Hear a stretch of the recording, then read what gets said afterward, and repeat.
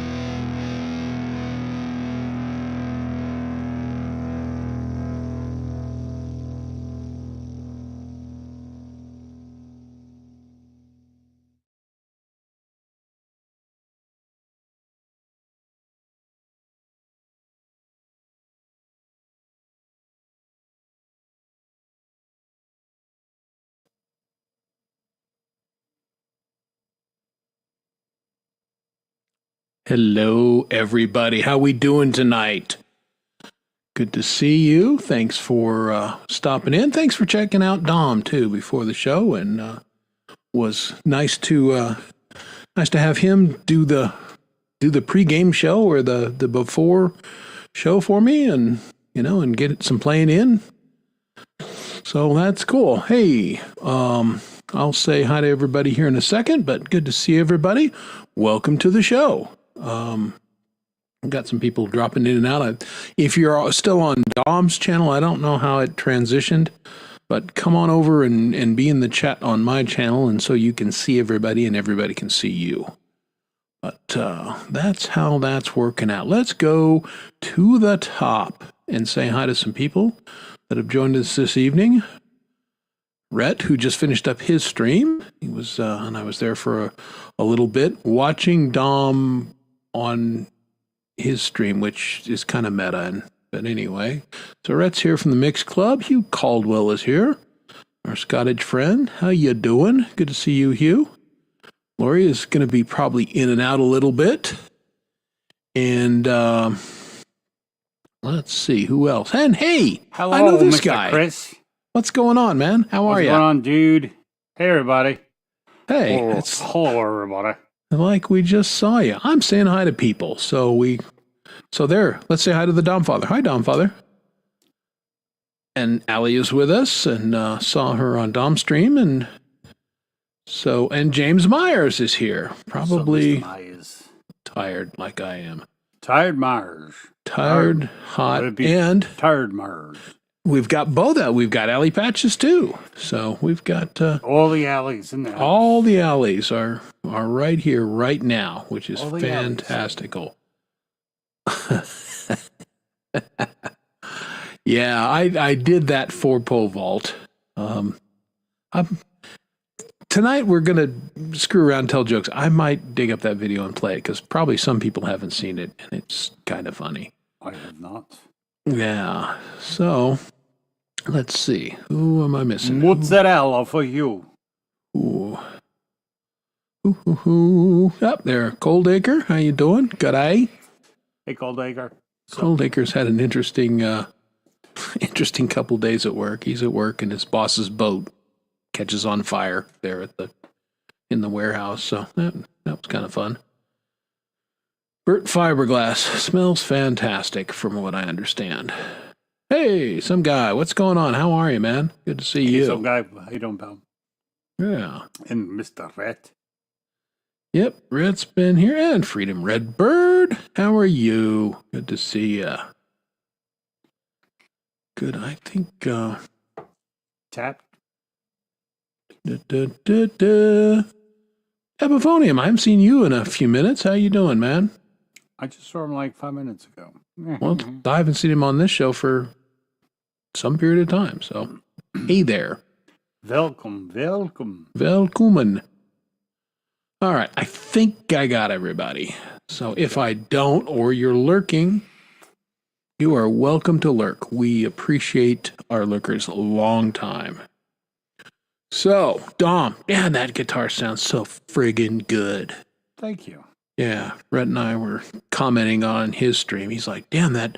He goes, I'm not a fan of acoustic guitars with pickups in them, but that guitar sounds amazing. And it does. It's all this. No. Yeah. Hardly. No, yeah, it well. does sound pretty. Yeah. I'm still trying sound good. It sounds better finger picking than it does strumming. I'm trying to balance it a little bit more. There's a little too much compression on it for strumming, so I'm trying to dial it back a little bit, play with it, or have two different settings. Yeah, well, that can work too. All right, the obvious question: I didn't get a haircut or anything. My hair is pulled back because it's so fucking hot in Denver. It was over 100 degrees today. Oof! I'm dying, man. I'm too big to be in that kind of heat. Oof! Yeah. Over 80, I start getting like nervous. I don't really want to go out after it's like 80 degrees. Well, here's the worst part is like it was 98 here yesterday, and they said, but cool weather's coming. It'll be 73-ish the rest of the week. And in my mind, it's 73.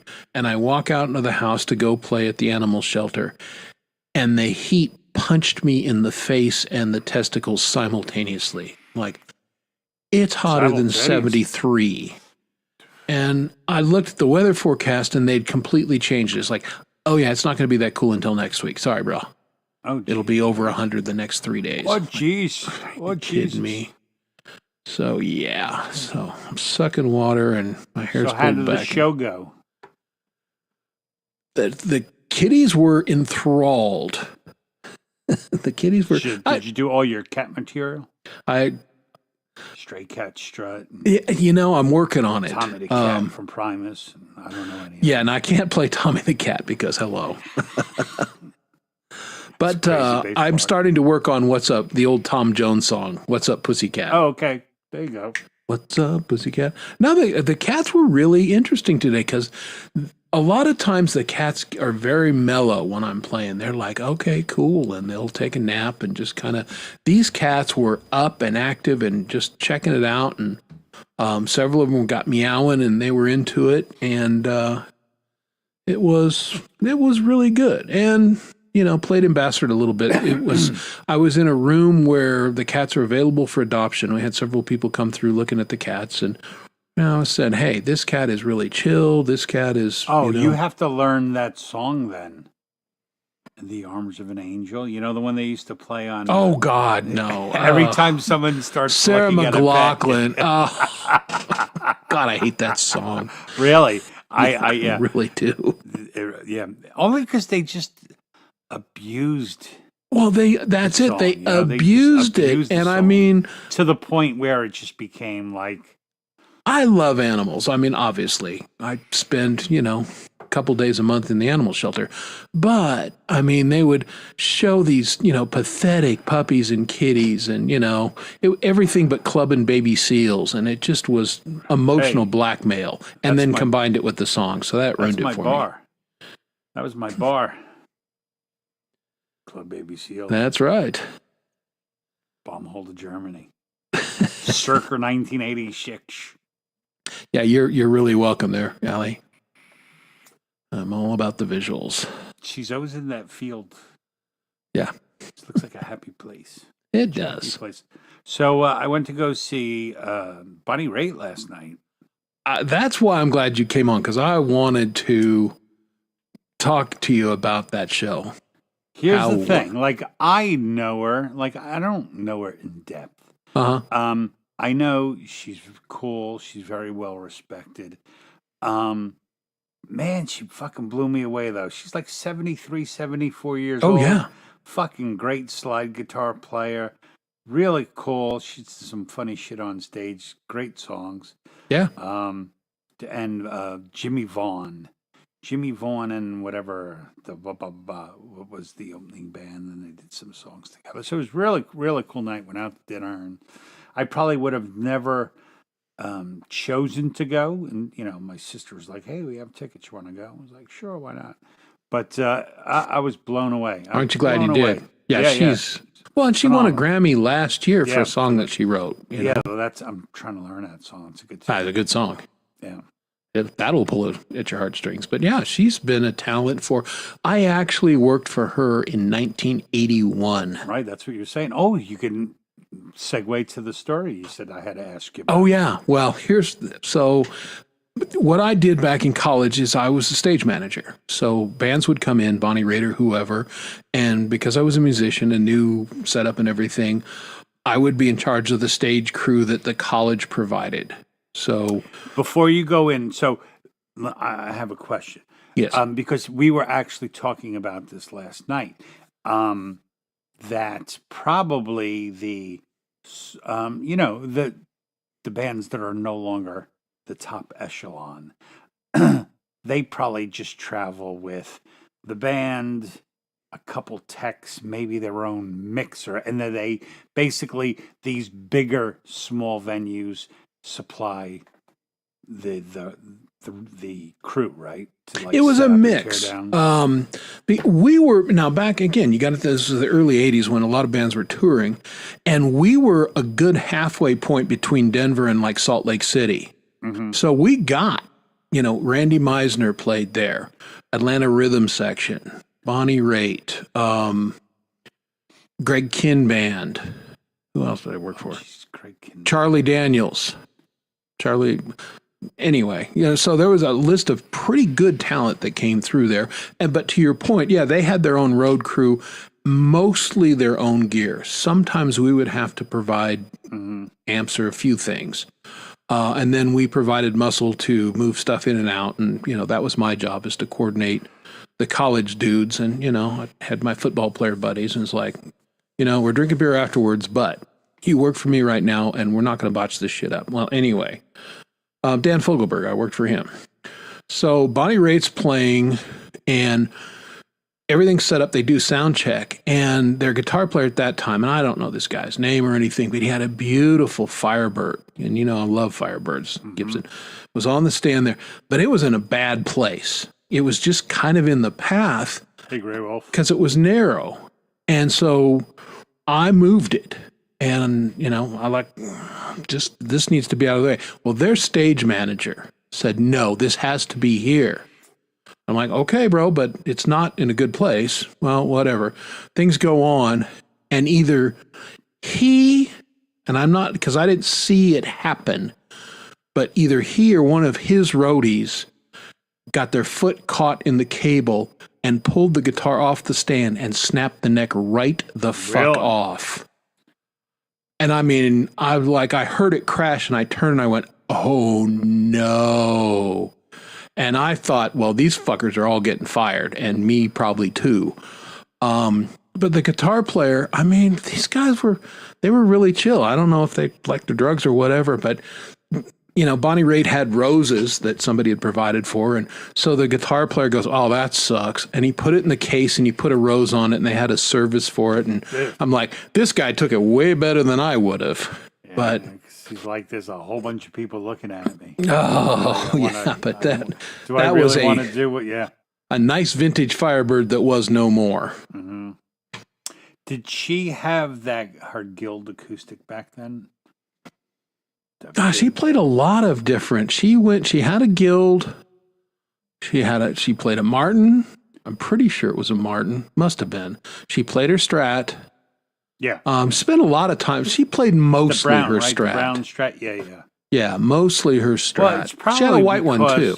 Okay. It's probably because since she does so much slide playing, it's probably and it's set up for it. Really high action, Yeah. Yeah, I think she'll use 3 guitars. Her Strat, the Guild, and then she played this one song, and she was like, "It's a brand new guitar," and she was kind of total funny. It was funny when she finished. She was like, "I think I tamed it there at the end," because it's, no matter how well you play, when it's a new guitar, it's like you're hesitant, Yeah. Yeah, it was brave to do that. But yeah, it was, she put on a great show back then. And she had some really good songs. And of course, has had a tremendous career since. She's the funniest thing, though, because, we had pretty good seats. But, when you get to Hayes, and I was like, damn, I know she's old. I mean, she looks really good. And then she said, she's like, a woman's best friend is a spotlight and some distance. And I'm like, it's so true. That's funny. Yeah. Oh, that's cool. Well, I'm glad you, yeah, that's right. You gotta teach the guitar. Somebody doesn't know him yet. It really is actually very true. It's very true. Well, it's like everything else. The way everybody holds their hand position a little different, and everybody presses a little different, and you've got to groove the guitar for how you play. And so it takes a while.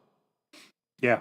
No, you have to adjust to it. I'm still trying to adjust to this, because I have a tendency to be heavy-handed with strumming hand. Yeah, that's so I've heard. So I've been trying to dial it back a little bit. Yeah, indeed. Oh, you see? Look.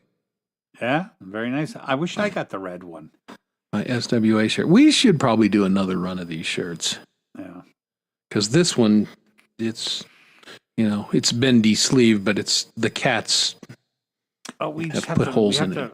We have to make the group good again. Yeah, we need to spend a little time on that. And, there's a good opportunity coming up we've got Songtember, we've got the Music for Life, the American album, which is due in October. So as a group of songwriters, we've got every good reason to kind of get after it and, work on the group. So, yeah. Just the problem of songwriters in general are a solitary bunch. yeah. Yeah, but, people have been active. Naya's been pretty active, here recently, released a couple new songs. And oh, thanks. Thanks, Mitch. I think it's part of my style. Is Jimmy Vaughn Stevie Ray Vaughan's brother? Yes. Okay. Yes. You don't play guitar like Stevie, I'll tell you that much. No. He got old real quick. It's like, come on, go into box 2. Just go into box 2, please. Yeah. Yeah, well, he's had a career and everything, but never not the same.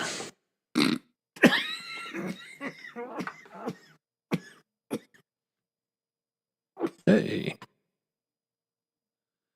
There goes Dom, choking to death. Come back. Whew. Okay. That was good. Yeah, that was a good hit, huh? That's cleansing, boy. Yeah. Oh, man, that was me when I tried to smoke a little bit with my wife when my eyes were so bad. I was like, I'll try anything. And, I hit it hard and everything, and all I did was cough. It's like, well, like one of the sucky things with vape is that a lot of times, it's heavy. The liquid is heavy in it, so it gunks up the pipe. So you're like, nothing. And then and it goes, and you get inundated. But those are usually the best. Yeah, my wife tried the vape pens for a while, and she's like, look, I'm an old school 70s hippie. Yeah. Just get joints, and that's what I'm doing. Like, okay. Yeah. Maybe eventually. We just can't, don't smoke in the house, so. Yeah. Well, that's why we have the deck. Me and my crack pipe. Yeah, we sit out there and she smokes and we watch the hummingbirds. Sweet. Yeah, that's a good day. And tomorrow's Friday, so she'll smoke a little bit, I'll drink a little bit, and we'll watch our hummingbird friends fight. I bought a new whiskey. I forget the name, Josh and Ritter or something like. No, there's a musician named Josh Ritter. Something that has Ritter in it, and it's 1776 bourbon. $29. Okay. Now you have to tell me how it is. It's not going to be good as High Noon, I can tell.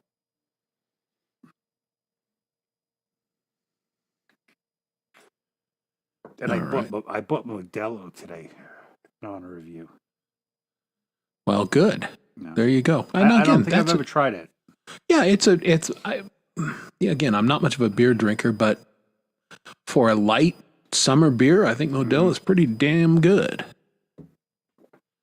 Today was like the end of the cooler, so it's like, I drink 4, I buy a 6-pack, drink 2, so every beer I picked out tonight has been different. Oh, okay. It's just like potpourri, huh? Yeah, basically. Surprise me. Yeah, I do have a lot of hummingbirds. I think I have a nest in one of my trees because one of the hummingbirds has gotten very territorial. I have a feeder up front and I have 3 in the back. And the hummingbirds are hitting them all summer long. And I mean, hummingbirds, you may know, they recognize people. So they will fly like right in our face and say, hey, how's it going? And then they go off and feed. And, they love the zinnias. And we've got zinnias like where some of our chairs are. And they'll just hit the zinnias, literally this far from us. They're like cool about it. Next year's outside year. Yeah, we've spent a lot of time outside. We're not as active in the garden as we've been in years past because this has been poor Kay has been working her ass off. She's finally wrestled her company to the ground on some respects, so she's not having to work till 7 o'clock every fucking night. But, we're just not doing as much gardening. And we've done, other than the couple times we've taken trips, we've done zero hiking this summer. Just none. Yeah, it happens. Yeah. It happens. It's a season, right? What are you going to do?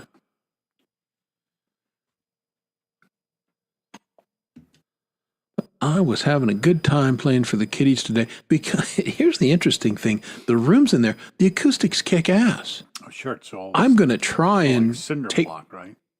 Well, yeah, but you got all the plexiglass on the cages and everything for the little cat habitats. And the acoustics are really good. So I'm going to try and bring my tripod next time and I may even go live from the animal shelter and just say, hey, we're going to play to the cats. And I can't wait for them to get most of the shit out of the upstairs so I can play in just a big empty room. Oh, yeah. That would be cool. Sit right in the middle. Yep. The hummingbirds love zinnias, and they love our larkspur. I don't know if you can grow, larkspur is kind of a western. I don't know if you can grow larkspur where you are, Allie, but the hummingbirds love that stuff. They love our columbines too, but again, columbines is kind of a mountain. The fact that my wife can grow them east where we live is pretty impressive, actually, but they love the columbines too. But they're pretty much tapped out for the year. It's been a long, hot summer, and they're like, we usually live in the cool mountains, and yeah, we're done. So. I bet, Allie, you could go into any animal shelter as a musician and say, hey, can I play for the animals? And I guarantee you would get absolutely. If you're interested, contact me, and I'll put you in touch with the people. It's in a couple states. Right now, it's in New Jersey, Houston, where it started, here in Colorado, and they're opening a new chapter in San Diego, I believe, in September. And the program is called Wild Tunes, and they have a website and everything. But they're looking to expand it into other areas. So, you got to get an animal shelter on board. But the Denver shelter has been totally on board. And we've got a person who was involved in the Houston program. They moved to Colorado. So they've kind of spearheaded it here. Yeah, I could be Bubbles. I don't know. That's probably how it spreads, Allie, Yeah. Someone from another place contacts them and, hey, if I can get places, Yeah. So, just send me an email and I'll put you in touch with the people because they're really cool. It was started by a young kid, and he went to like an accelerated school or a development school. I don't know what exactly to call it. It's not like a charter school like I was involved with, but they would have projects. And his project was because he had played for his dog and then he started going to the shelter because he saw that his dog responded well to it. And so part of his school, he had to develop a program. So he developed a program of going and playing for the animals in the shelter. And then his parents got on board and started this, nationwide program.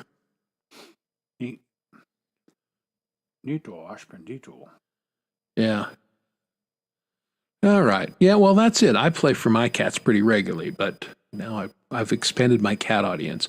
The dogs, I've only played for the dogs once, and it was okay.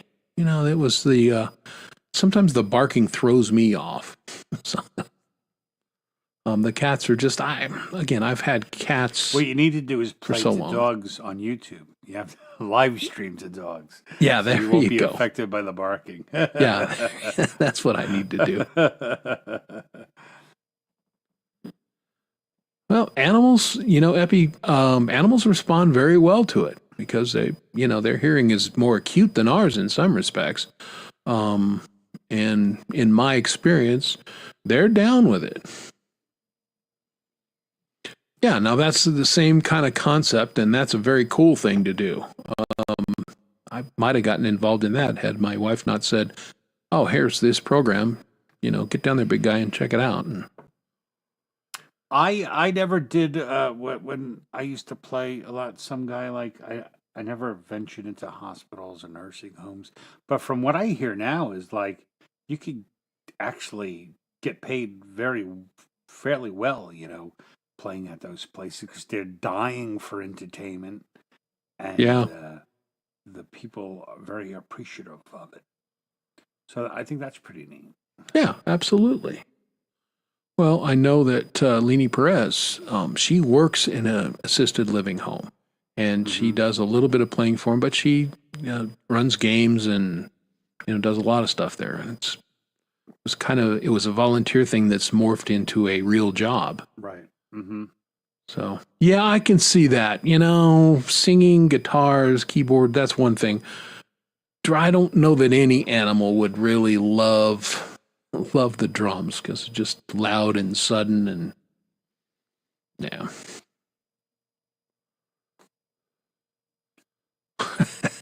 Well, you gotta get some video of that. Hmm.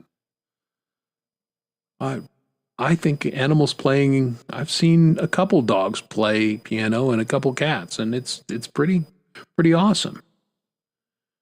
And there's what is the guy?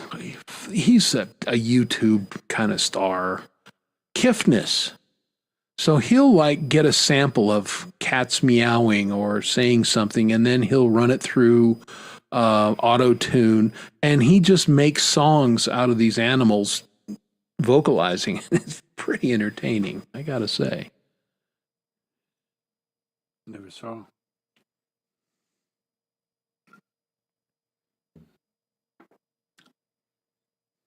Yeah, well, what I play for you guys, that's the hearing impaired. I know I am anymore. Yeah, I bet.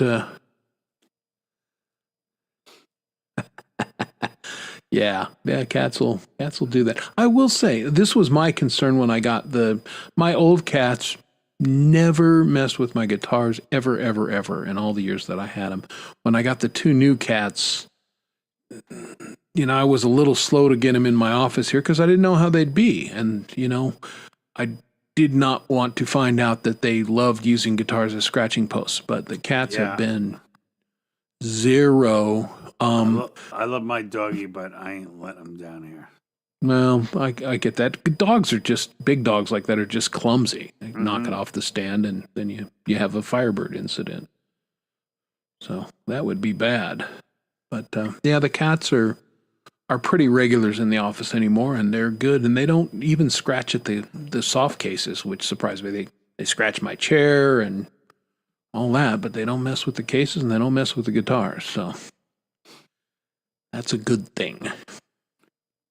It's funny. I don't like cats because they are so independent. Exactly why I adore cats, because they're so And independent. I hate that my dog is so fucking needy. So, oh my dog's You just, need a gerbil. oh my God, he's the worst. He's the worst in the best possible way. Good God, and so starved for affection. Yeah, dogs are funny that like that. Well, these cats are pretty. If they want love, they hop on your lap or whatever, and like, oh hey, pay attention to me now, bro. But they can be left to their own devices a little bit. Oh, I do. That was gold. Were you watching when that happened, Dom? When the dog whizzed I on think Ron's so. guitar? Possibly. Yeah, that was hilarious. Yeah, he's playing along, and then the dog comes in, and you see the leg lift, and like, well, bad puppy. Chupacabra. It was really good. What is a chupachara? Chupachurro? Yeah, I don't know. Go down one more to James. Yeah, I see it there. I don't can't know. see it there. Yeah, I don't know what a chapachura is. It sounds like something you would get at Taco Bell. Yeah, yeah, delicious. Yes, absolutely. I think many of us saw that.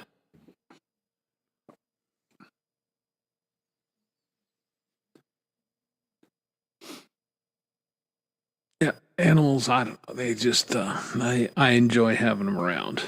Like, but they can be entertaining. Like the little one, the one that's so athletic. So he gets on the counter. We're eating dinner, and he's on the counter and he's kind of messing around. And so Sean is like, dude, get off the counter, and gets the spray bottle. And so the cat takes one look at him, leaps from the counter to the top of the refrigerator, and then goes to the little alcove above everything. Is like, now what are you going to do? And all I could do was laugh because it's like, you're such a little shit. But he's so athletic. It's fun to watch him because he went standing from the counter clear across the kitchen to the top of the refrigerator and then up the thing. It's like, damn, that cat's got hops.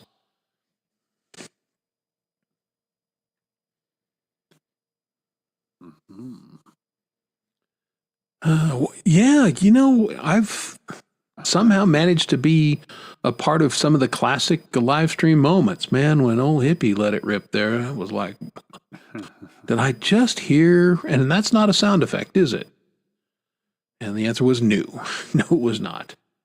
And that was before he was eating nothing but meat. So maybe that's why he let her rip. Yeah, that's in the salad days. Oh, that. Okay. Yeah. I know the legend and the ant. I didn't know that's how it was spelled, but okay. Yeah, that would take care of the dog, perhaps. I don't know.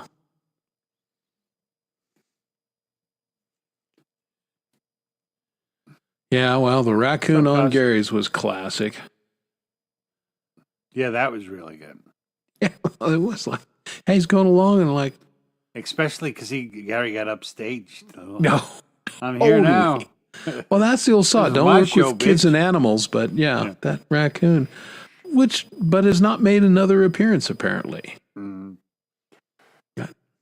Probably likes techno pop or something. Yeah, maybe it's like, yeah, it's not a metal raccoon. It's like, you know what? I'm kind of a grunge raccoon, and I'm sorry, bro. I'm just not digging it. I'm going to the parking lot down the street. Yeah, that's right. I'll go see what those guys are up to. I told Hubs, because I have experience with these damn raccoons. I said, if you want him to show back up, start stashing a can of tuna fish in that, and I guarantee he'll be there every week, and he'll bring his friends. Probably has a bunch of other things too. Yeah, well, they love tuna fish in oil. Just love it because they can smell it and they love the taste. And we get a lot of skunks out here. I used to. Oh, he smells skunky. Oh yeah, man, I used to get, and I don't know what happened to them all, but because I live really close to one of the city reservoirs, and it's all fenced off. There's no driving anything. It's just it's fishing and wildlife, and so I see a lot of eagles and blue herons and everything go over my house all the time. But I'm like 2 blocks from the back of the reservoir, and so we would smell skunks all the time. But we haven't had one stop by now for a couple of years, and again, I don't know what happened to them. Necessarily a bad thing. Yeah, exactly. I'm okay with it. I have a reservoir down my block too. Oh, really? It's right in between, like the Parkway. Yeah. The Bronx River and the Sprain Brook. Yeah, it's mixed. I love the wildlife there. That part's cool. It modulates the temperature a little bit in my neighborhood. That's good. But like when it's really hot like today, it raises the humidity in my neighborhood a little bit. Not as good. And we always get a little more snow because of it too. Because it just somehow pulls moisture or something. But yeah, I usually get like an inch more than places a mile or 2 miles from me. Once it starts snowing there. Well, I mean, I'll get snow in October, guaranteed. Okay. But that'll probably be a pretty isolated one, and then it won't. And then usually a little bit in November, a little bit in December. The snowiest months in Denver are usually March and April. as far as both quantity and frequency. But it can snow anytime here in the city from basically September through end of. Was doing a veterans, or what's the one in May? Labor Day's coming up, so That's Memorial Day. Memorial Day. Yeah, I quit having. I used to have a Memorial Day cookout at my house, and I just quit doing it because we would always get rained on, and multiple times we got friggin' snowed on, and it was heavy snow. Like, so, yeah. And I've been snowed on. There's not a month in this state that I haven't been snowed on up in the mountains. I mean, July, August, absolutely. But down here, May is usually as late as it gets, and I've no snow before, say, mid-September that I can remember. It's probably happened, but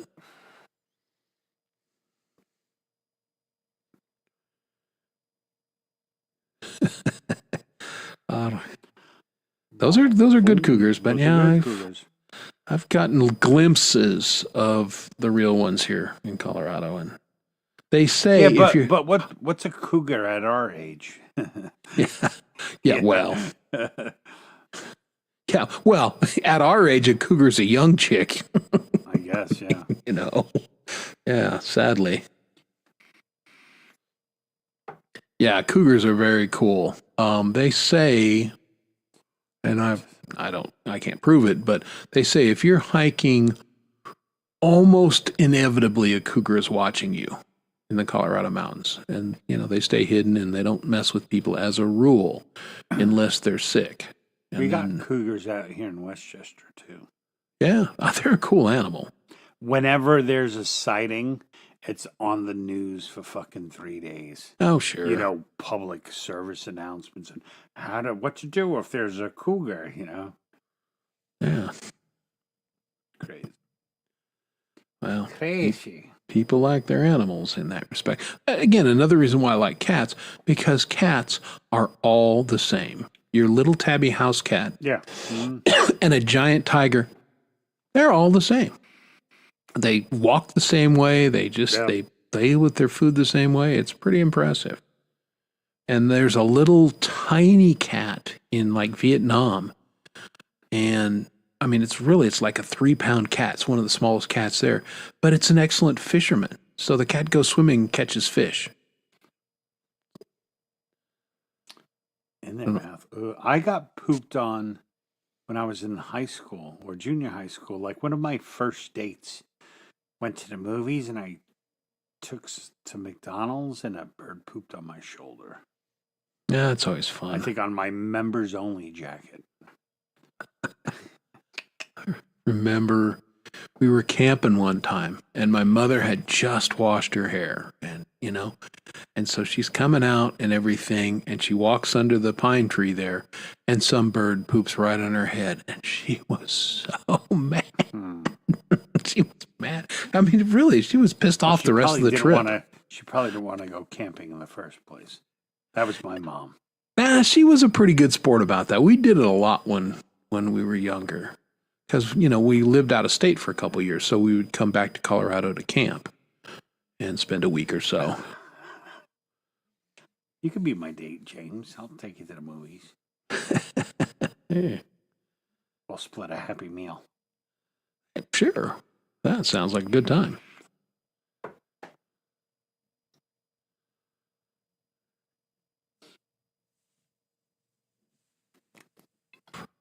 Yeah, geese is not much better. We used to play flag football in the park in my old neighborhood. And the Canadian geese, Hubs, you're probably not listening because he's up camping right now, but the Canadian geese would hang out there, and man, we'd just be covered in this stuff, and it was so slick. I mean, we literally wore our football cleats out on this field to try not to slip too much in the goose poop. One day, me and my kids were bored, so I'm like, come on, let's go play football. And rather than go in the yard, we went to like a park by the water, and the it was just, you couldn't like really see it to your right on. It was just filled with duck or goose. It was bird shit, just filled with it. That's what they do. Let's get out of here. The place we have in Pennsylvania, we haven't been this year, but I've been hearing all these people ranting that the lake has been closed because there's so much duck and goose shit in it. Yeah, that's not good. No, it's because they only have one, spray. Like they have to keep the water moving. Yeah, exactly. Otherwise, they're like, "Hey, sunshine, how are you?" Get the call out. Hello, sunshine. All right, Mr. Chris, everybody, I am going to say good night. Well, thank you for a great concert pre this show. You sounded great, man, and my pleasure. Thank you. I probably won't see you Saturday at G-Mays. My kid's in town.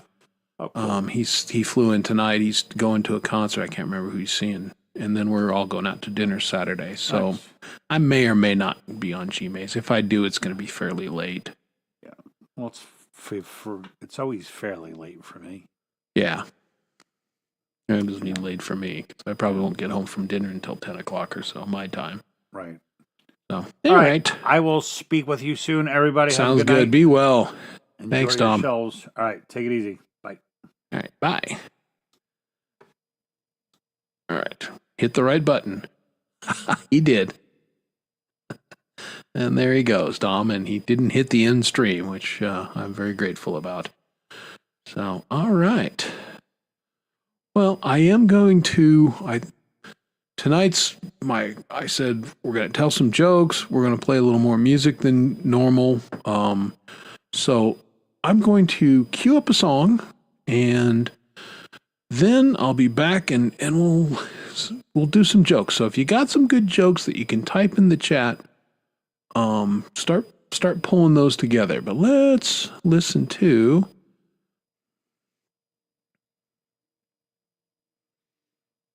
I've got a couple good tracks here. Let's do this. Let's do a Mountain Man track. And this is, I think he put this out, not too long ago. But this is called Soaking Up the Sunrise from Mountain Man.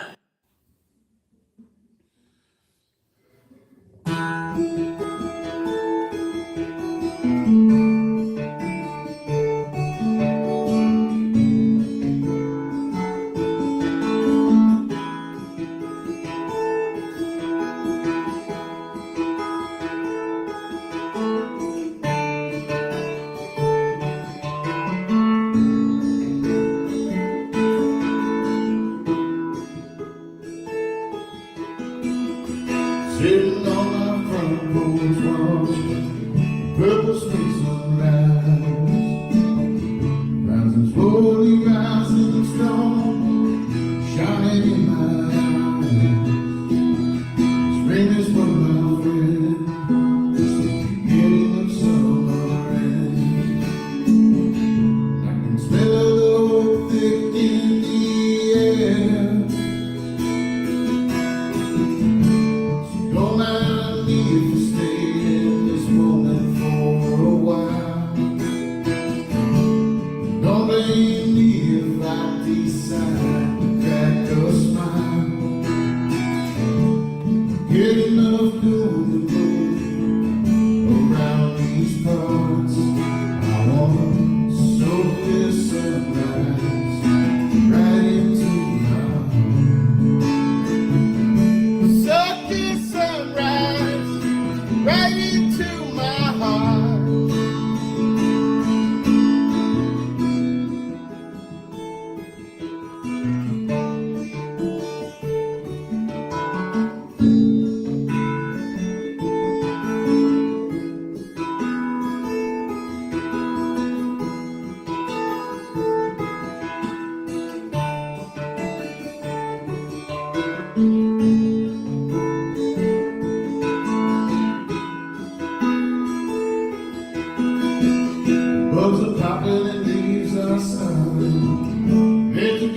in the past.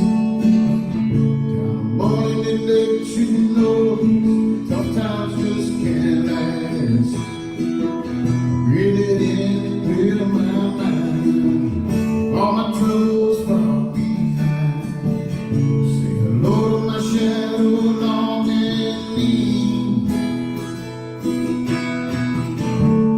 Don't mind me if I stay in this moment for a while.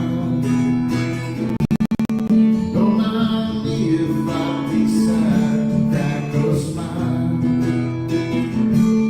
Get enough room and roll around these parts. I wanna soak this sunrise right into my heart. Soak this sunrise right into my heart.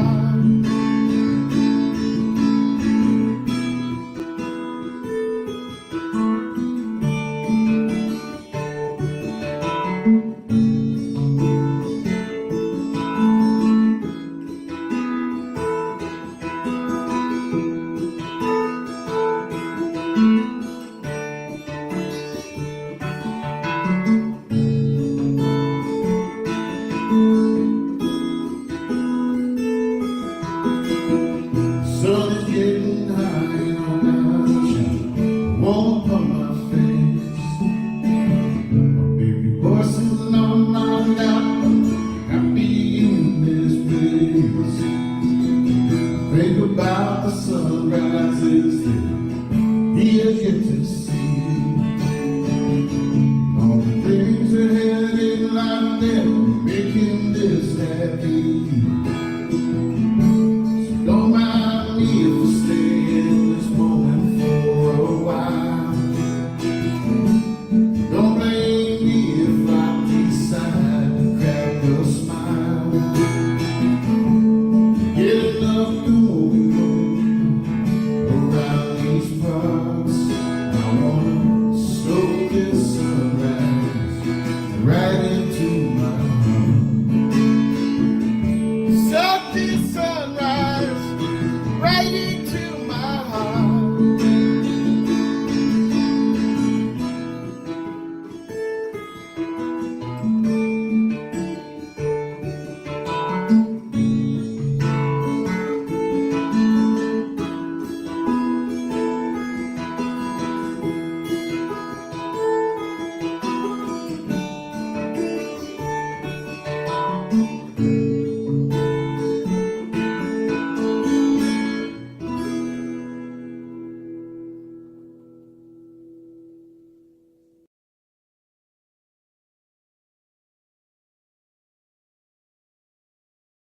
All right, that was Mountain Man. That was pretty darn nifty.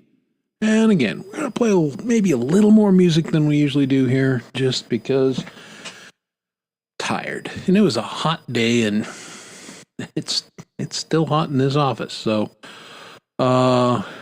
okay. I thought I heard a ping. Let me check my goodies. Ooh, okay. Good stuff. Oh, hey, it's private, James. So you'll have to change it to unlisted, and then I can play it. So, yeah. I can't play private. I can play unlisted. And then I won't share the link, but yeah. If you can do that, that would be great. All right. Sold out. See, you guys already have a couple good musician jokes. So I heard a joke the other day that I kind of liked. An old boy and his wife went in to see the doctor, and they were up there in age. And the old boy says, "Hey, doc, my wife and I would like to continue to have sex, but I'm pretty elderly anymore, and I just want to make sure that it's safe for me to do so, that I can, I'm in shape." And doctor says, "No problem. We'll test your your sperm, your semen, and we'll see, if you're vital enough to do this. So here's this jar. Take it home, fill it up, bring it back to me. So day goes by. The man and the wife come back to the doctor and hand him the jar. The jar's empty. The doctor says, "Well, I told you to fill this up. I can't test it, because you didn't give me anything to test." And the old boy says, "Well, Doc, I gotta be honest with you. I used my right hand, nothing. Used my left hand, couldn't do it. Got the wife involved. She used her right hand, nothing. Left hand, nothing was happening there. Called our neighbor. She came over, used both hands. She even took out her dentures and used her mouth. And I got to tell you, none of us could get the damn lid off this jar." Okay. I know some of you are laughing out loud at that, and you should, because that's a damn good joke. All right. I'm going to try it now, Mr. Aker. Okay. Haha, that worked. All right, so we'll play that in just a moment. And I heard the pingy noise, which tells me that our friend Hugh Caldwell is here. Hello, Hugh. Hello, sir. How are you? Not too bad. Oh, I see your dobro in the background. Yeah. I couldn't play for a few days in a row there, and it was annoying me. And then yesterday, the power came back. Ah, good deal. All right. Okay, Al, we're getting some good jokes in. Here we go. So how are you doing, my friend? Okay. Yeah. Okay. Good. Some good news on the health front. Yeah? A couple of the meds that I was taking, not for the arthritis, or for something else. I have been taking off. I have been taken off them. Oh, okay. So that's good. Don't need them, huh? Yeah, getting better and better. Ah, that's good news. Very good news. Oh, glad. Yeah, I don't like to belabor the health things, but we all deal with them at our age, and they've reduced my medication down to 5 milligrams a day, which I thought, oh, this ain't gonna work, but I'm doing fine, and cool. Eyesight's still good, voice is good. I can feel a little weakness in the tongue and in swallowing, but it's tolerable, and had played for an hour and sang for the kiddies, and no problems. And I was pretty good on GMA the other night, so this is good. And obviously, if I'm going to have to be on this for extended periods, low is better. So yeah. But yeah, well, it's good to hear about you. So yeah, we're just kind of hanging tonight. I have no particular agenda other than, like I was telling everybody, it's been really, really hot here in Denver for the last, I don't know, week or so, and it ain't getting cooler. So kind of that last. It's been hotter than normal here as well over this the summer. So yeah, not fun when you're a bigger fellow. I'm good in the winter. I'm built for winter. Summer, less so. Felix loves it. He's out in the front garden every day, just sunbathing. Yeah. No. Stretched out like that. Yeah, well, he's a darker cat. I mean, my tuxedo cat, he's a solar-powered cat. He lays in the sunbeam all morning, and he's a happy guy.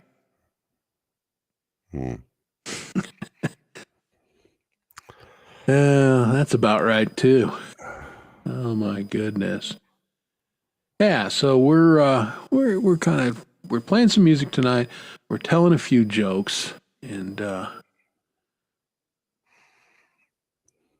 let's see what happened to my.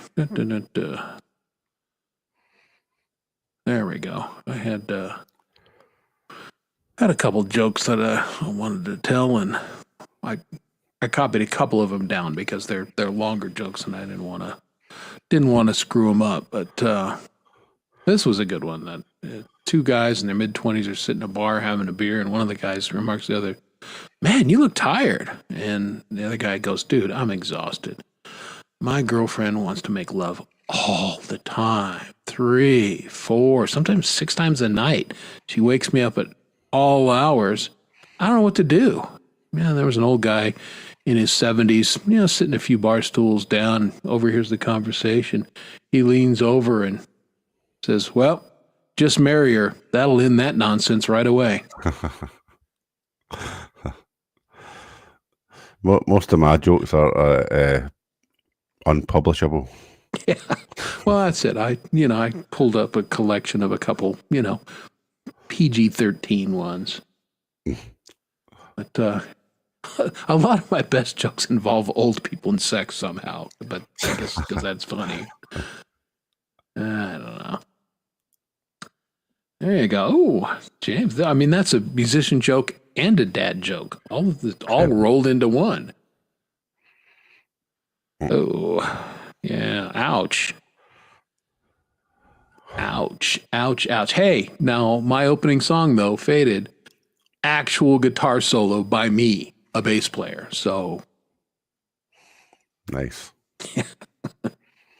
Yeah, it was. I came across that when I was looking for other stuff, and that one popped up, and I'm like, you know what? I haven't heard this in a while because I don't listen to my own stuff that frequently. I play live most weeks, and sometimes it's fun to go back because I recorded that about 3 years ago now, and the difference between how I play it live and my old recorded version is pretty. And I'm like, wow. Well, that had some good stuff going on in it. That was pretty cool, actually. Yay. Yeah, it's good to go back and listen to your stuff every once in a while. But I think back like recording as well. If I go back 3 or 4 years ago, how much less you knew about how to place things in a mix and stuff like that. It's like I didn't have a clue then.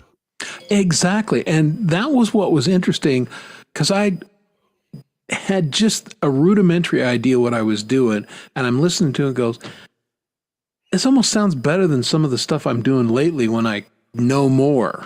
Like, how did that work? Sometimes you can get carried away and you just overproduce it. Yeah. Well, and I think that's exactly where I think, and I've been kind of working with Rhett here a little bit, who's been streaming a couple really good streams here lately. I know you've been on them with me, and just kind of picking up some tips there and going, all right, there's some things that I've overproduced slightly, specifically in the vocal area, and just as a test, I sent him something I don't know that I've ever done to anybody. I sent him a dead raw vocal. Nothing. Just this mic, me singing. Go, okay, this is what I'm starting with. And Rhett sent me a note back and goes, that doesn't really need a whole lot more than that, dude. Just so you know. Which, was nice to hear. And then it made me think, okay, maybe I am putting maybe a little too much crap on there. And yeah, I think that may be true. It reminds me, an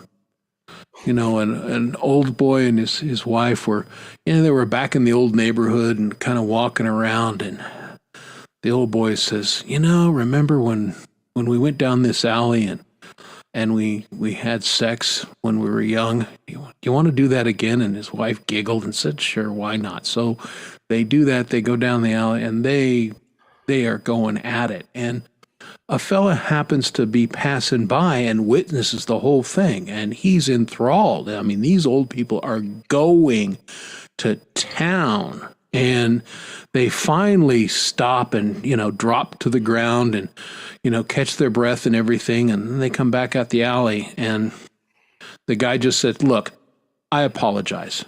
I watched you guys. That was wrong of me to be a voyeur like that. But I got to say, people in your age, that was absolutely amazing. What is your secret to that kind of vigorous sex at your age?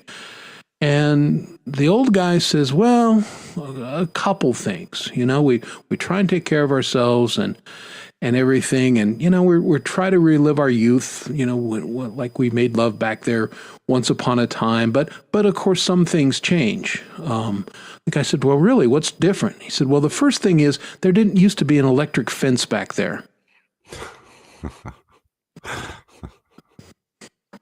I like those setup jokes that go a different way. Those are kind of my fave. Yeah, that joke is an old classic, really works.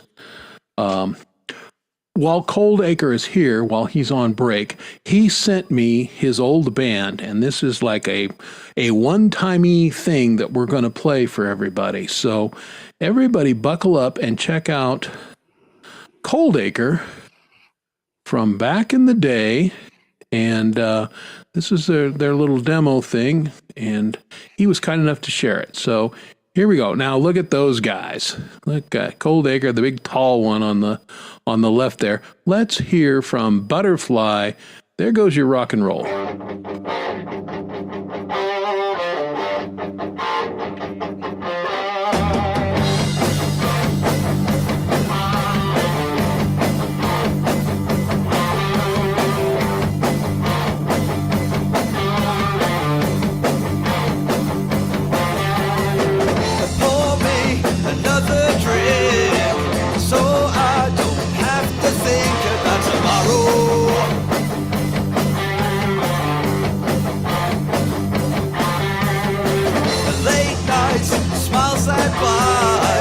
Talk is cheap and old, and promises are hollow.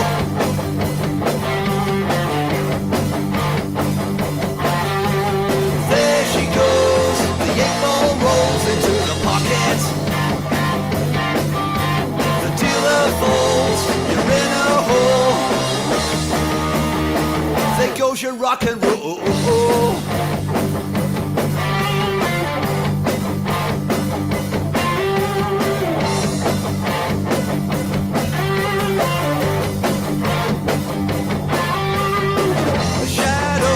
Silhouettes, that's about as close as you get to a good time.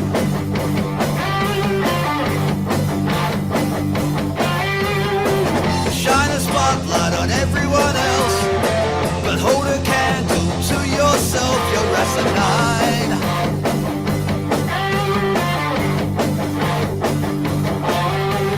There she goes, the door is closed, but you keep knocking. Control. There goes your rock and roll.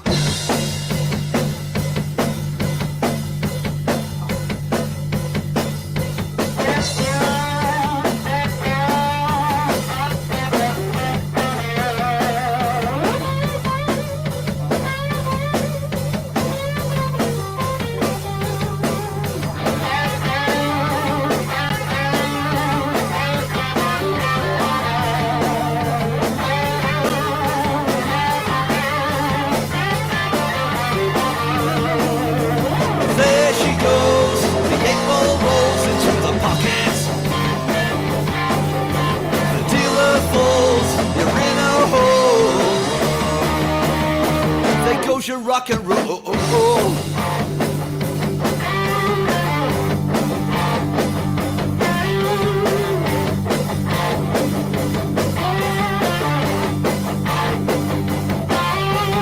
There she goes, the door is closed, but you keep knocking. You blew it all and lost control. There goes your rock and roll. Freaking all killer. Right. Oh, that was super. Magic. Yeah, good stuff there. Thanks, James. Appreciate you sharing that. Yeah, that's just good old straight ahead rock and roll. I'm a fan. Love that. I heard that little bit of Deep Purple in there, which I was digging. And the bass player singing is how it should be. I'm a fan of that as well. Yeah, it's classic sounding too. Yeah. Yeah, that was not that long ago. So, but very cool. Hey, Gordon Lee Weaver, how you doing? Thanks for joining us tonight. Good to see you as always. Appreciate you. And so there you go, 3 years ago.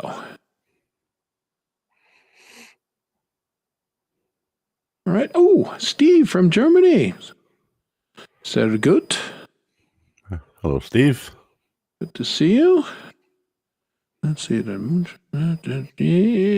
Yeah, my written German is pretty terrible. But, Mine is non-existent. I had a little bit of German, because in America, obviously, the language you should learn is German, or maybe not. Maybe Spanish would have served me better, but I took German instead because why not? But anyway, welcome to the show. Thanks for coming. Good to see you, man. I only took French lessons because teacher was hot.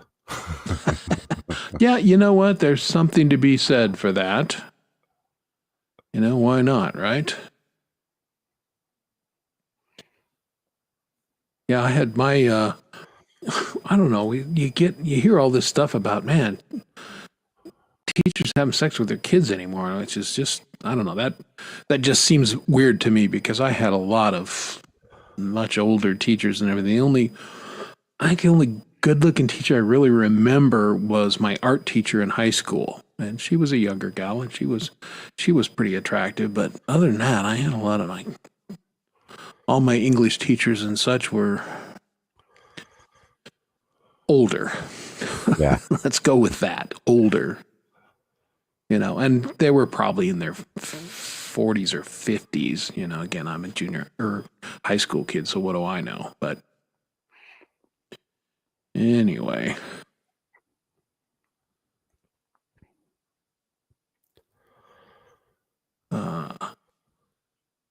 Trying to read the chat. Okay. All right. So lots of, that's, I speak I can say a couple phrases in German. I'm an American, so obviously my English is terrible. And I can do a little Spanglish. Yeah, here you go. Hugh was hot for teacher. Mm-hmm. Yeah. Got it bad, got it bad, got it bad. I'm hot for teacher. Good old Van Halen back in the day.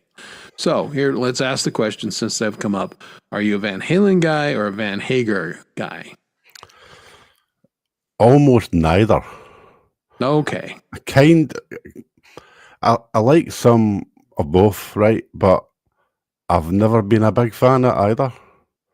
I actually preferred Sammy Hagar when he was in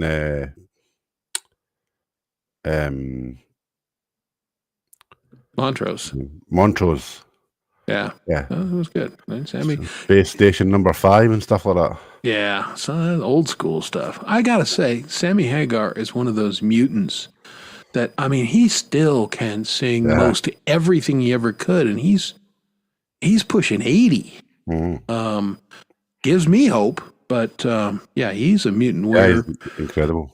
Yeah, Roth, he's like most of singers that have kind of aged in that. He cannot do what he once did.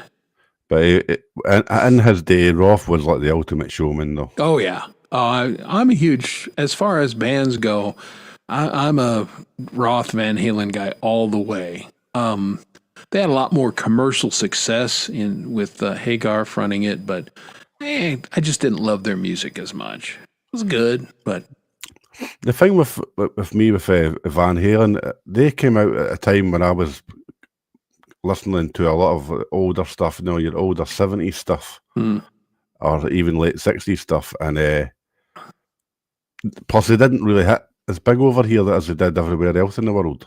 For some reason, they were big, but they weren't huge. And even Eddie Van Halen is, if I think of my favourite guitar players, he's not up there for me. No, fair enough.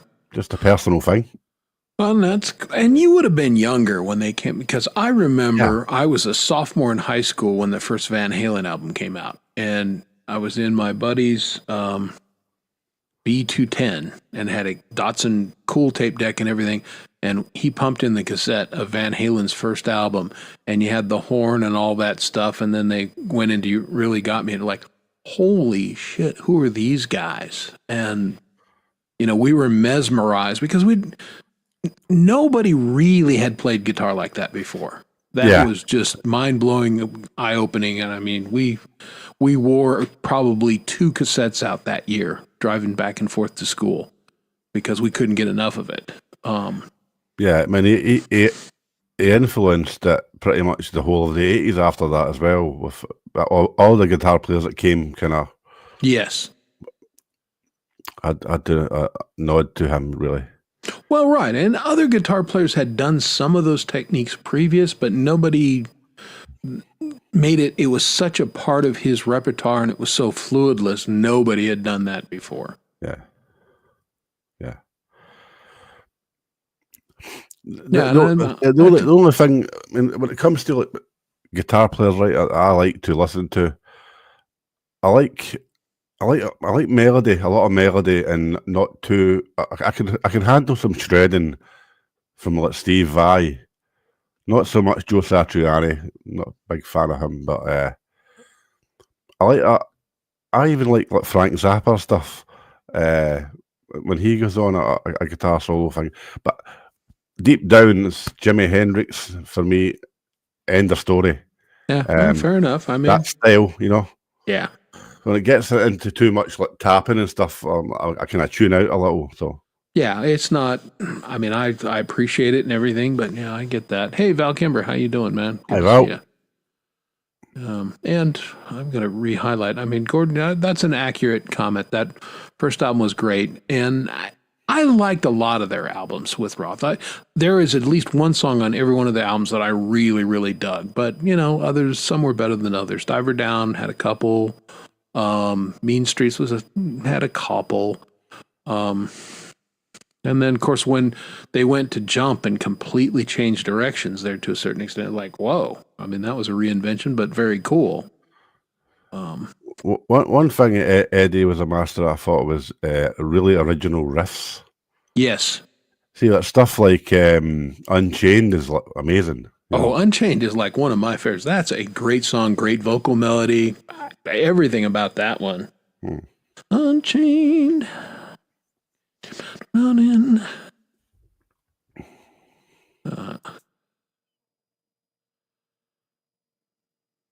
No, it was a cliche, but it was a damn good cliche. I mean, David Lee Roth pretty freely admitted he stole his act from Jim Dandy, Jim, yep. But he stole it really well. And they were a great show.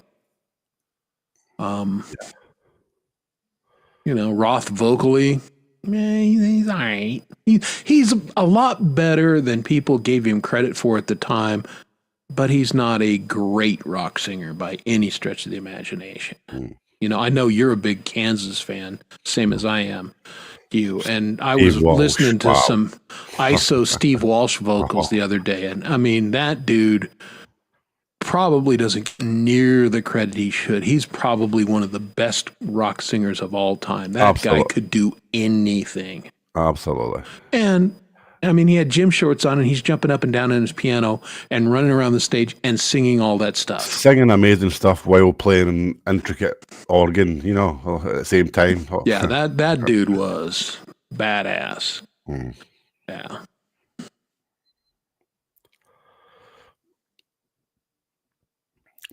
But see, growing up though, I kind of got into things backwards. I started in the 60s and went forwards. Yeah, which is funny because you're younger than me, but I know. And to this day, I mean, like in the late 60s stuff I'll probably play more than anything else. Yeah, well, I listened to a lot of that stuff too, because again, that was where I was really coming of age as far as really paying attention to music. Hey, Steve, thanks for stopping in. Good to see you. Well, all my Good stuff, Abend. as I say, Jimmy, Cream, The Who, Stones, Yeah, all sorts of stuff like that. So yeah. Well, as a bass player, I mean, Jack Bruce was a damn good bass player. That was a tight band. absolutely. I love the Doors from the States. Big Doors fan. They're a band they were kind of innovative. I could take them or leave them. All right. You know, yeah, that's just me.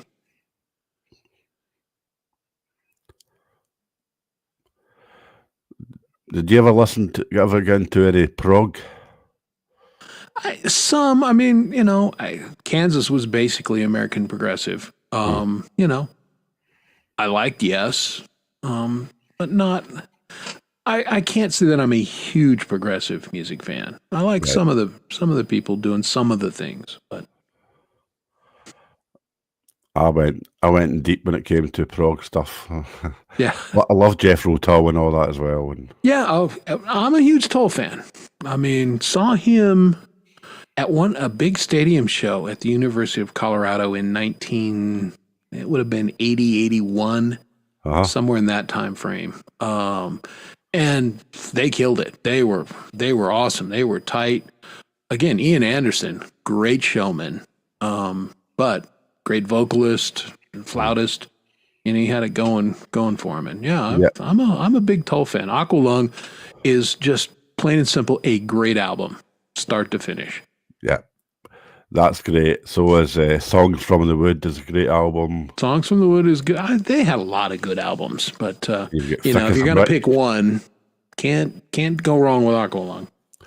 I would love to be able to sit down and play the whole of Thick as a Brick, but with a band. It's funny. My old man wasn't that much into music, but he loved that song. And what he loved about it is, you know, it went on all those lilty patterns and did all this thing, and then he'd come back to "Thick as a Brick." That amused my dad. Yeah, big fan of Tull. I can remember singing "Cross-Eyed Mary" at karaoke once.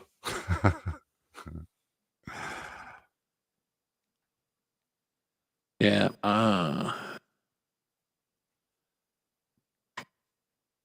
Who knows? He might be in a different chat than you, Epi. Depends on what channel you're on. That's why I run the things in the corner. So if in case you're in a different, because Dom and I, whenever we do a show, we stream on each other's channel. That's just, we've done it since day one because we share StreamYard. And people sometimes will be in one chat or the other. We try and herd people into the chat where the majority of people are, but Yeah. who knows? How much of a Zeppelin fan are you? You know, that was a band that in high school, when I really should have been into them, I kind of wasn't.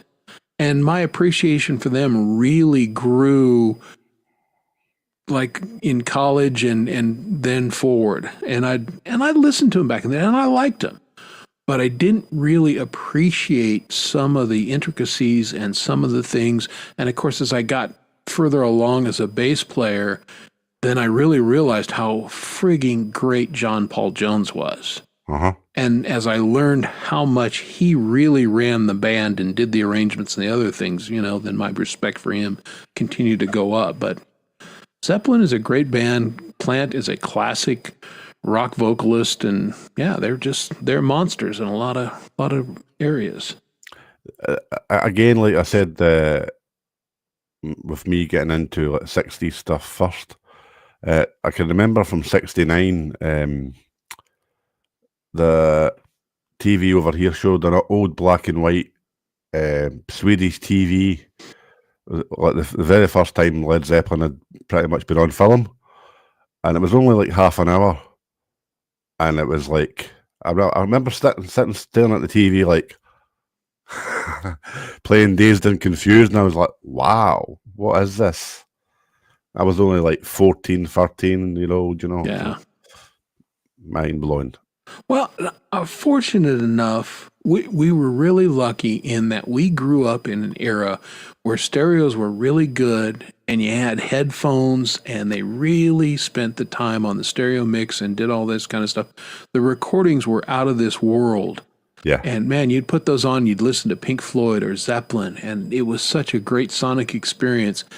And kids nowadays with their shitty MP3s and listen to stuff on their phone, they have no idea how good music really sounds. Exactly, and it was an immersive experience back then because you took the time and you listened to like a whole album. Now people are just swiping by things, so Exactly. And you were looking at the album cover and going over the sitting staring artwork at and reading the liner notes. That was a great experience. yeah. And I still do that. yeah, well, again, it's interesting. My son, who's, well, he's in town right now. He flew in from Washington at about 5 o'clock. He's going to a concert tomorrow, and then we're going to dinner Saturday. Nice. But the dude, he's a musician too, plays guitar, totally got into vinyl. So he's been collecting vinyl for probably 10 years now. And it's got a kick-ass stereo. And when he still lived here in Denver, we'd go over to his house and he and I would break out a little whiskey and we would just sit and we would play vinyl and have a great time. And it was that same kind of experience that, you know, we had when I was young, and it was cool. So I'm glad he appreciates that.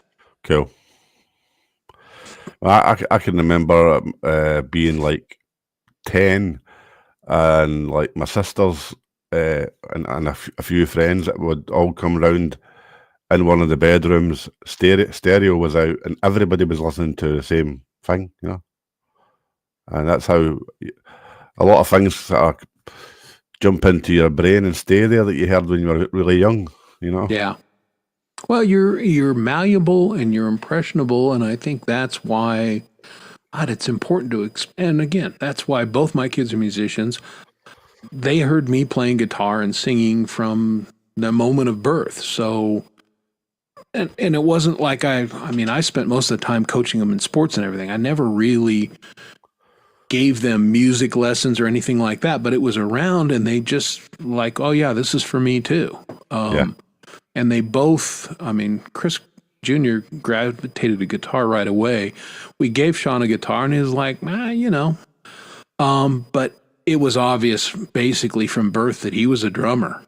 You know, drummers are just, you just know. And he's whacking on stuff in the kitchen when he's a baby and like, okay, we got us a drummer. And sure enough, when we bought him a kit and he got out, he was a natural. Nice. Yeah. And now that he's close again, which is fantastic, I'm looking at buying an electronic kit that I can keep here, and so you know he'll have it close by, and I can get my kid to play drums on my stuff. Hopefully, because I played with him for years in church, and you know when he got working on his business and all that kind of stuff, I just we haven't played together for a while now, and I want to get back to that. Because the dude's good, or he was. He's probably a little rusty. I was loving playing guitar last night. I must have played for about 7 hours straight. Nice. I'd been missing it. I was like, really good. Yeah, it's good to play. I have unfortunately not played as much this week as usually I play every day. Play every day, sing every day. Well, I'm on deadline, and I've got to get this magazine to the printer September 1st, and I am about a day behind right now. So this weekend, with the kid being in town, that puts me a little behind, and I'm just going to have to burn the midnight oil and get it done because I got to go out of town on the 3rd. So not playing and doing as much as I'd like to do, but Aye. you know what? Sometimes that's the way life works. I like getting paid, so. That's it. Yep. Yeah, the Appetite for Destruction was and I'm not a huge GNR fan, but that's a kick-ass album. Pump was fantastic. So was Permanent Vacation before it. Yeah. Well, that's Aerosmith is, I mean, God bless those guys. You know, Toys in the Attic, their early stuff was kick-ass, and they've had a renaissance later, and man, they've continued to, up until recently when, Tyler started having vocal trouble, they've been a great band for a very, very long time. Amazing band. Yeah. Yeah, you know what? And I've, again, not a huge Beatles fan, but had a buddy in college who was nuts about the Beatles, and we'd grab some beer and we'd sit and listen to them. And I have a huge appreciation for them as songwriters And those albums were really, especially given some of the primitive gear that they started with, they're really well recorded, and they're sonically a great experience. I love the Beatles. I grew up with a Beatles songbook. That was my Bible. Yeah, well, I can see it. Hey, P-Dubs, what's going on? Good to see you. P-Dubs joined us for the first time on Gmail last week, and she was great. Played her guitar, sang. It was kick-ass. So hopefully we'll see you again this week. I don't know that I'll be there this week because, again, my son's in town. But I hope you come back again because you did really well. And, well, there you go. Well, bring a Beatles song. Steel Panther. I don't know that one. Hey, Zach Thong, what's going on? Got some new folks joining us here, so good to see everybody. Some guy is still with us, which is very good. And I've got one of your songs that I'll play here in a little bit. Some guy. It's fortunate you're in the chat because I was going through and just saying, well, who's got some new music out? So, and I grabbed some pieces. I've got Gordon Lee Weaver. I've got you, and I think I got one other one. And again, I just picked some stuff that kind of was newer, and we're not, as people know, and I say it every week, we're not much of a music show, but I do like to play a little bit because, dang it, we're all musicians here. Absolutely. No excuses. You came on, you played, you did great. That's it, done. If you can do better next time, great. I can assure you, P-Dub, I've been on that show often enough that I've had some really great nights, and I had some nights that, I didn't have my best stuff. It happens.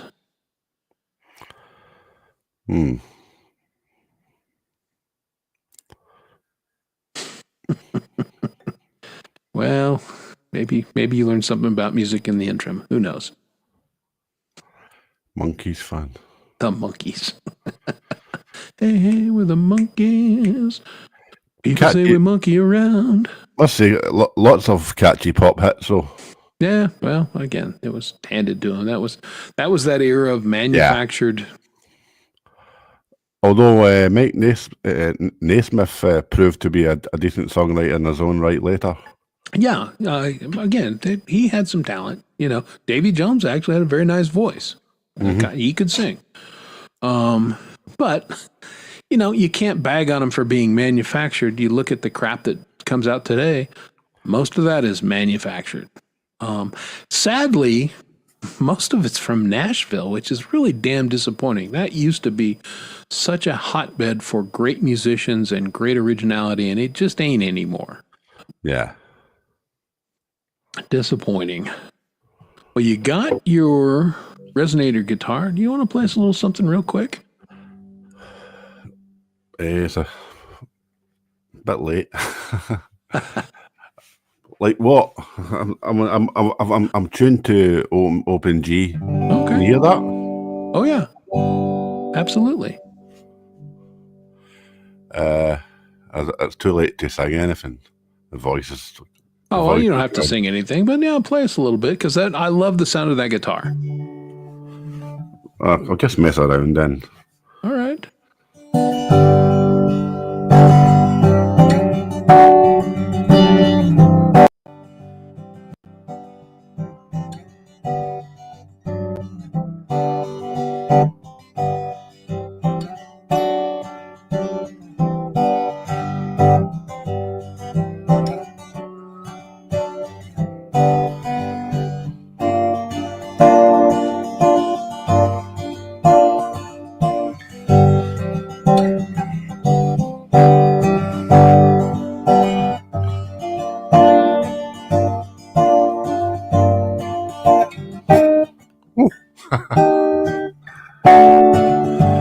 It's late. That's my excuse.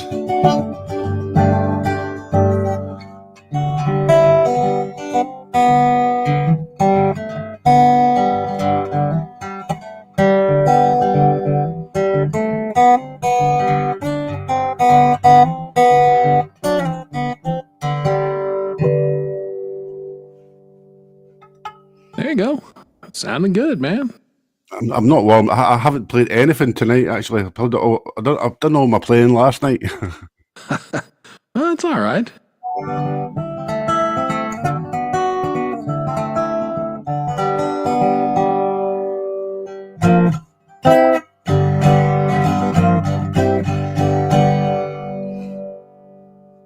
That's a good sounding guitar. I dig that thing a lot. It's quite weighty.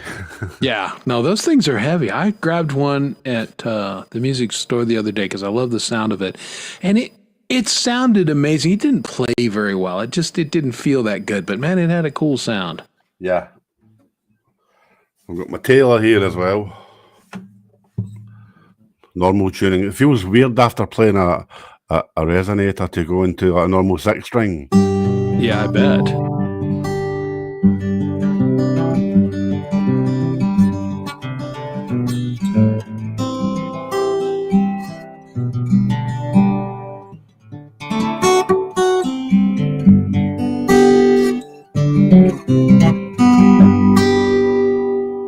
That sounds good. Hey, say hi to Camellia. How you doing? Good to see you.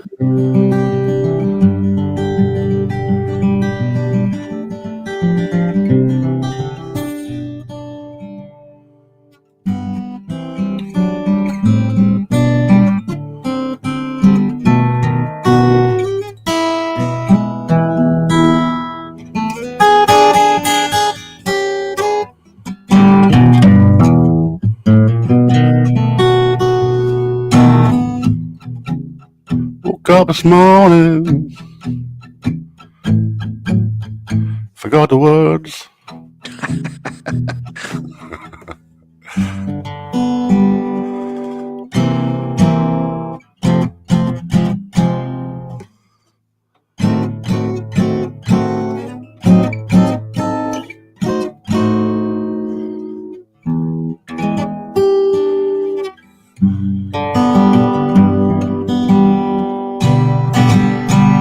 Been writing a song, Chris. I've kind of put words to it, but it kind of goes a bit like this.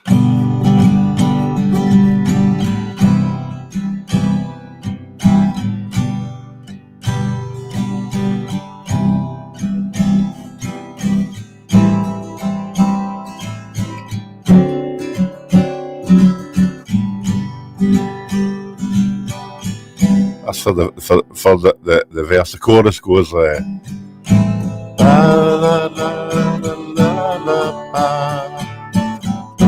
la la la la la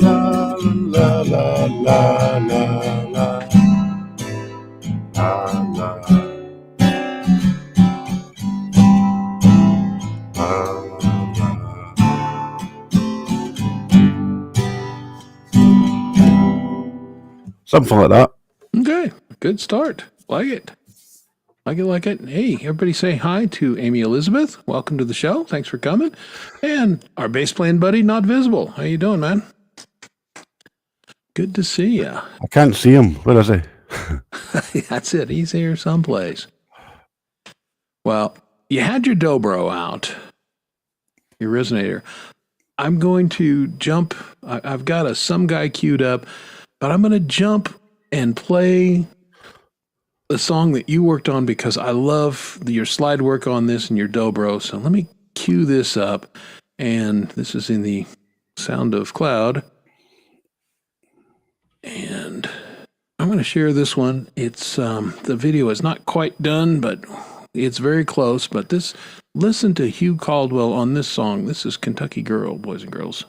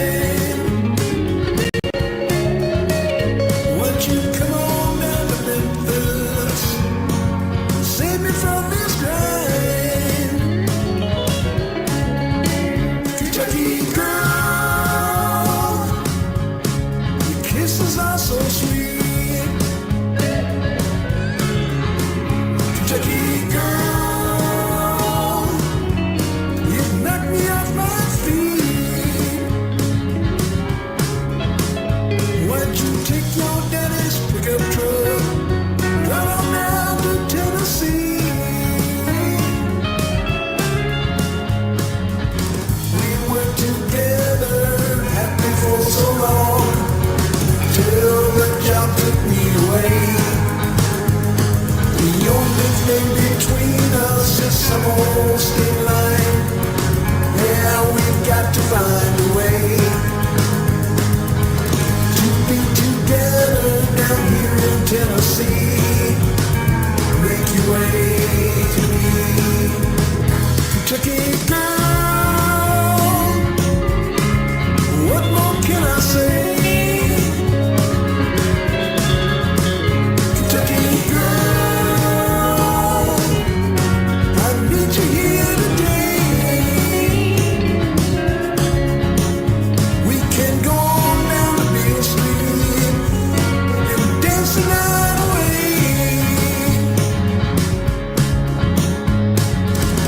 I've been down here working for so long, and I miss you night and day. The only thing between us is some old state line. Yeah, we got to find a way.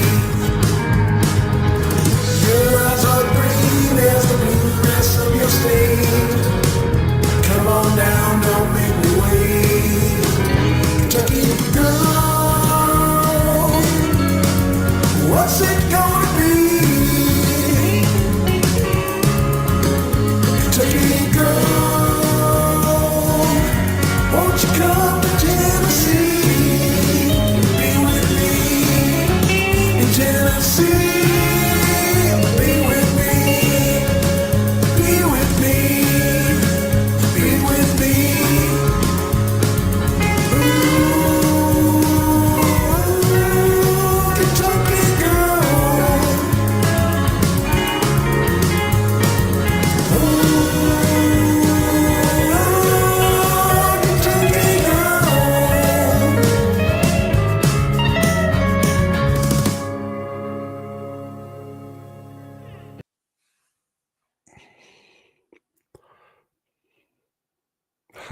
There's a little Hugh Caldwell for everybody. Wow, that sounded great, man. Love it. Love it. It's great. It's a great track.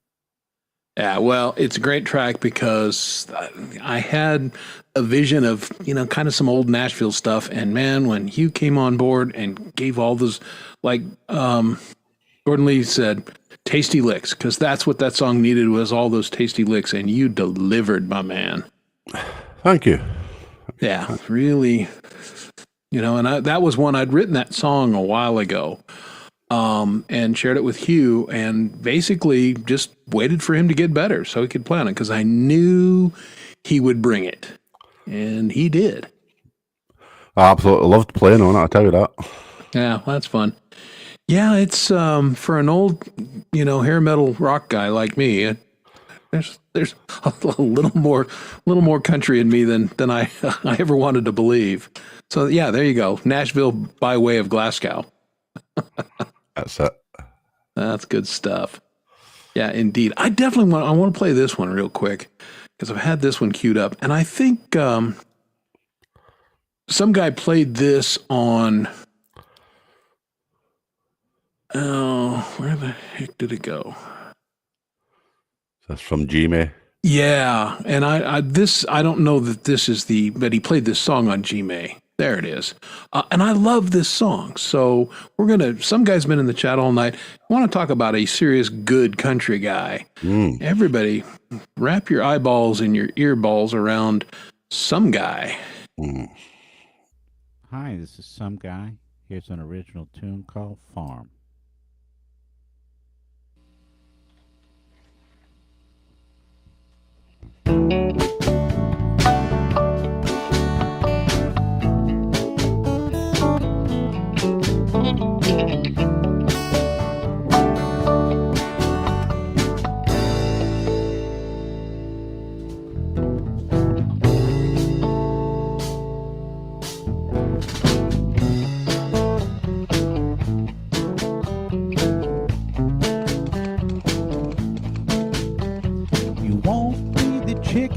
You won't milk the cow.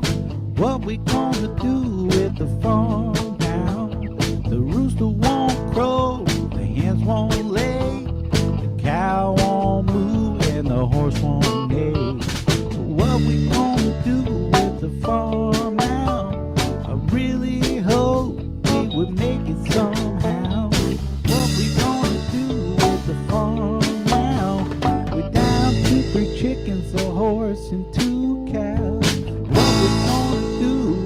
farm now.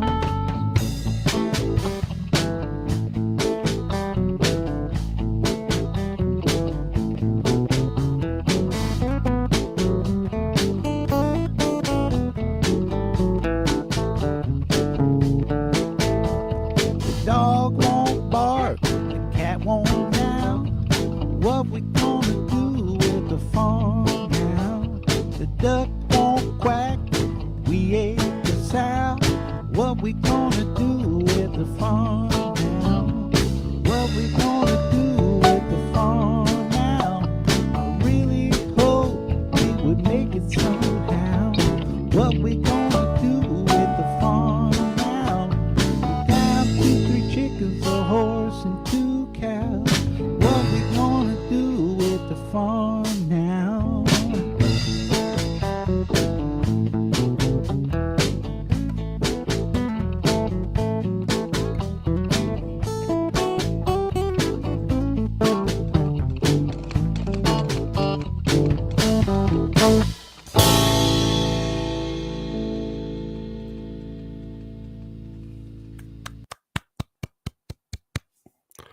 All right, that was outstanding. Yep, class act.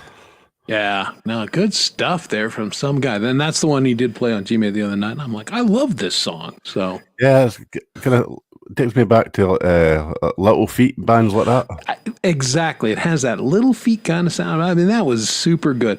Camila put the link up. If you're not subscribed to some guy, let me pull a hippie here.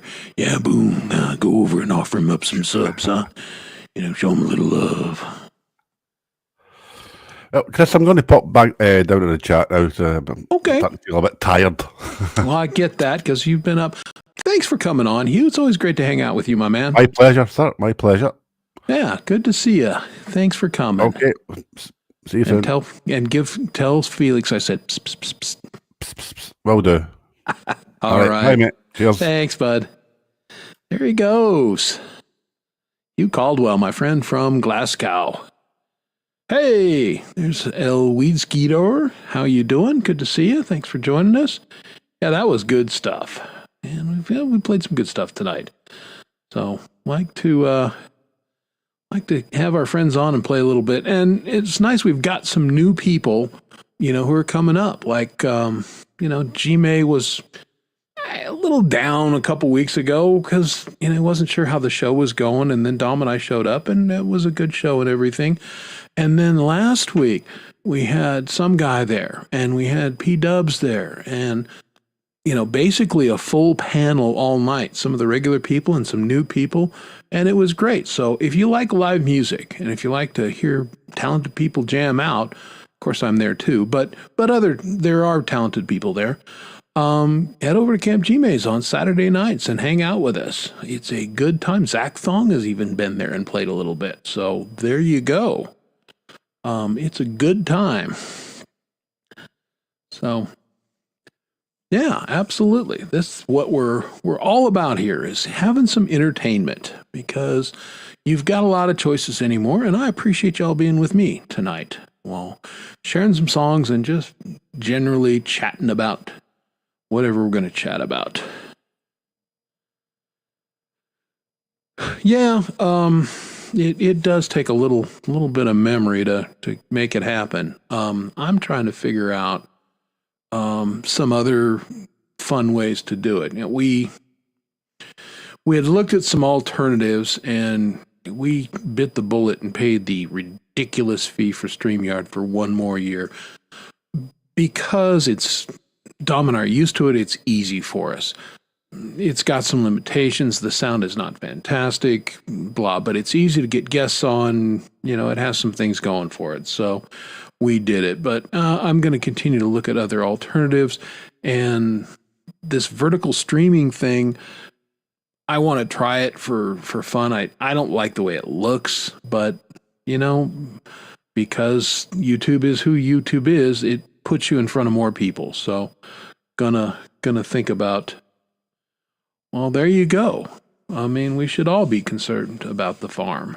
I've got some very good friends who are farmers out on the eastern plains of Colorado, and whenever the thunderstorms and the hail roll over us, we always think, oh man, don't hit them out there, because can wipe out millions of dollars of crops, and that's good. And then we don't eat. So love our farmer friends. And actually, they're going to join my wife and I for our anniversary in Steamboat this year, which will be great. My wife and her friend Kim have literally been friends since they were 14 years old. So over 50 years, they've been best friends, which is pretty stinking amazing, right? I mean, Kay and I have been married for 36 years, and I'm still the new guy of this group. So that kind of tells you the longevity of these people. It's pretty good. So, yeah, it was. That was Hugh on his resonator guitar, which sounds great, right? Yeah, the song that I played of mine, Kentucky Girl, that was Hugh on his Telecaster and his dobro, playing both slide and some Telecaster licks, and it's good stuff. And I'm very, very proud of that song because Hugh made it the way I envisioned it in my head and lacked the skill to do. So, yeah, that is, I used to be that way. Like, I'd write a song and then I'd record it and do the video and everything, and then it was gone. And when Dom got me into playing live, and I had to go back and relearn all my own songs. But now, because I play them regularly, I've got them committed to memory, mostly. There's a couple that, like, I pulled out an older one today, and I stumbled a little bit because I couldn't remember one of the changes, and it took me a while I could remember the melody line, and I sang my way through it, and like, oh yeah, now I remember what I played. But yeah, sometimes you have to relearn what you did. Yeah, my tomatoes are shit this year too, P-dubs. It's been a weird year. Our lettuce did really well. We got one carrot. It's a good big carrot, we think, based on the top, but we planted a whole row of carrots. One came up. And our pepper plants, which I usually grow great peppers, and I put them in with the tomatoes, and they do a little cross-pollination. It makes them both better. My peppers are shit this year. They really are, and I don't know what's going on.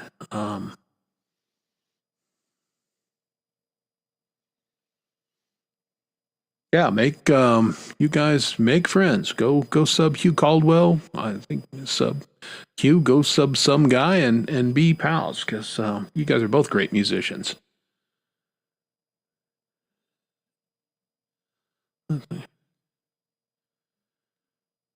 Yeah, very good.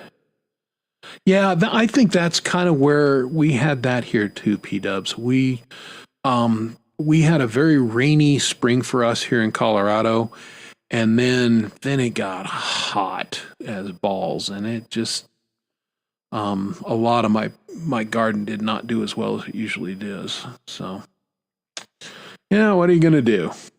Can't. Everybody talks about the weather, but nobody does anything about it. Well, unless you believe that the government is up there screwing around with it, and who knows? Maybe they are.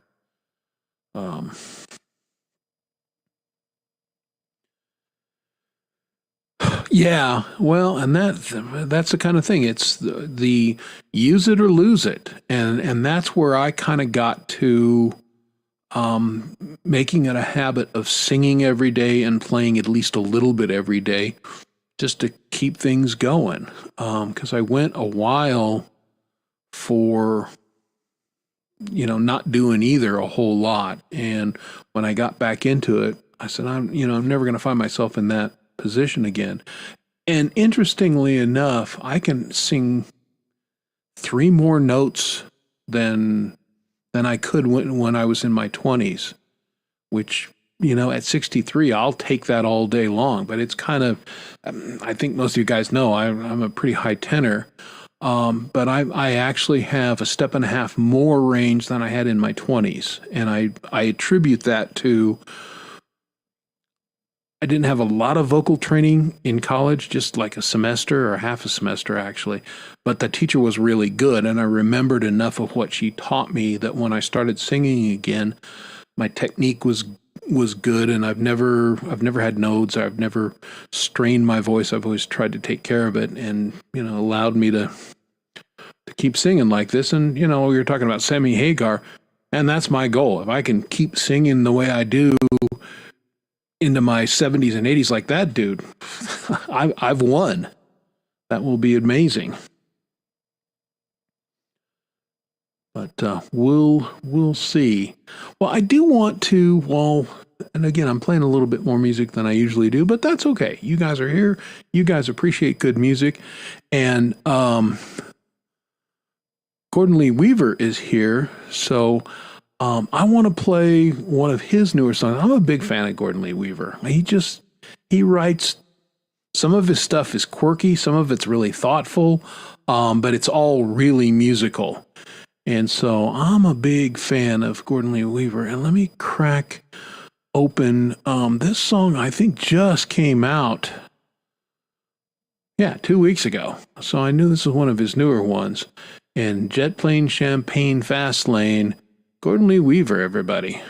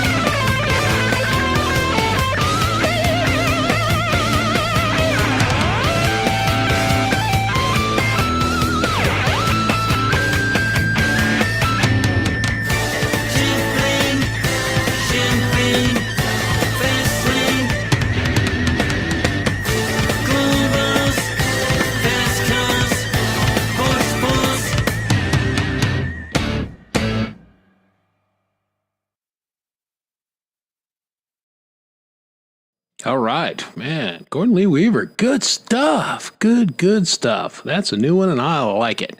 Again, it just has a little quirkiness to it. I'm a big fan of Gordon Lee, and if you guys, Camilla, put the link up. If you're not subbed up to Gordon Lee, let me pull my hippie again. Boom. Why don't you go over and offer him up a sub? Oh, you're welcome, Gordon. Thanks for, you put out quality stuff on a regular basis, which I appreciate. I am so stinking slow. I put out a couple songs a year anymore. I'd like to do more, and I write more, but I always get hung up on the video things. It just takes me longer than it should because I think I overthink the videos. But anyway, good to have you guys around. I had promised some jokes, and so let me find. I kind of set aside a couple of jokes that I kind of heard in the last couple of weeks that I liked.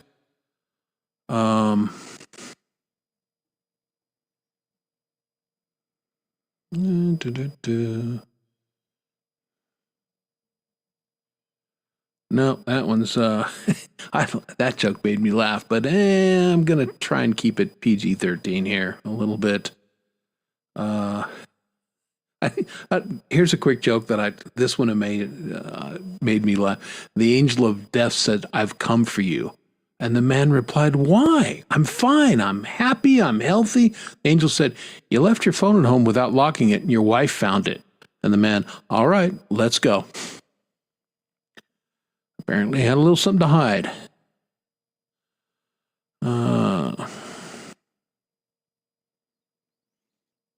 Let's see, what's another?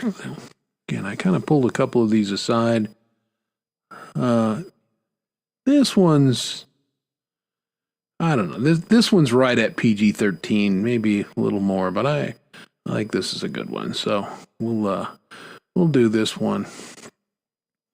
Old man sitting on his porch and is watching the world go by like he does when kids walks by and seemingly very purposefully dragging something behind him. The old man calls out, "Hey kid, what you got there?" Kid replies, "Oh, I've got some chicken wire." The old man says, "What you gonna do with that chicken wire?" Kid says, "I'm gonna catch me some chickens." The old man says in disbelief, "Chicken wire's for pinning them in, boy. You can't catch chickens with chicken wire." Kid says, "Oh, yes, you can. Come with me and I'll show you." The old man just grumpily waves him off and chuckles to himself about, kids and their stupidity. But an hour later, here comes the kid walking down the road with a couple chickens wrapped up in his chicken wire. The old man just scratched his head and really didn't have anything to say. So the next day, the old man is sitting on his porch again, the same kids coming down the lane, tossing something up and down in his hand. The old man hollers out, "Hey, kid, what you got there?" Kid says, "I got me some duct tape. I'm going to go catch me some ducks." The old man just says, "Kid, it ain't duct tape, boy. It's duct tape. And you sure as hell can't catch no ducks with duct tape." Kid says, "Sure I can. Come with me, I'll show you." "Oh, get the fuck out of here," the old man said dismissively. Well, sure as shit. A couple hours go by. Here comes the kid with 3 ducks wrapped up in the duct tape. The old man just rolls his eyes, goes back in his house, because he's not believing what he's seeing. Well, the next day the kid comes along. He's swishing something in his hand back and forth. The old man yells out, "Kid, what you got there today?" Kid says, "I got me some pussy willow." The old man says, "Hold it a second, son. Let me grab my hat." There you go. See, I wish Hugh was here to laugh at that. Like I said, that was kind of PG. Yeah, a little bit of a dad joke, but what the hell? They can't all be winners. I don't know. That would amuse me a little bit. Again, it's kind of that veer off that I you don't know where it's going. And I had another one the other day, and I kind of forgot. I got to find it again. But the one where you think it's really going a direction, and then it just takes that left turn, and those always amuse me. I like a good joke, and I like telling a good joke. Mostly, I enjoy listening to people laugh because, not enough laughing in the world, right? If we all sat around and told jokes, and the world might be a little better place, a little kinder, a little gentler, all that sort of thing, right? Okay. Well, see, I got some LOLs in the chat there, so there you go. I appreciate that you guys like a little joking action. Why not, right? Again, if you got, you guys had some good musician jokes you put in. I wish Charlie Gabaldon was here, because Charlie always has some really good jokes.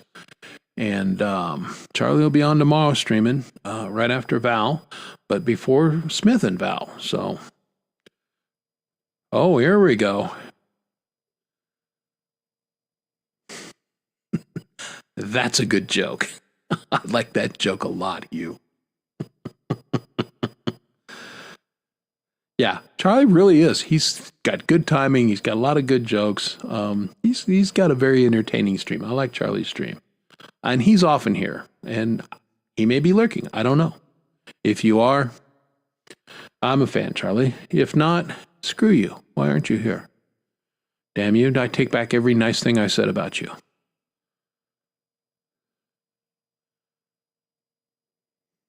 Good joke. There you go. Like it. Well done, James. Yeah. Jokes are fun. I mean, we can't...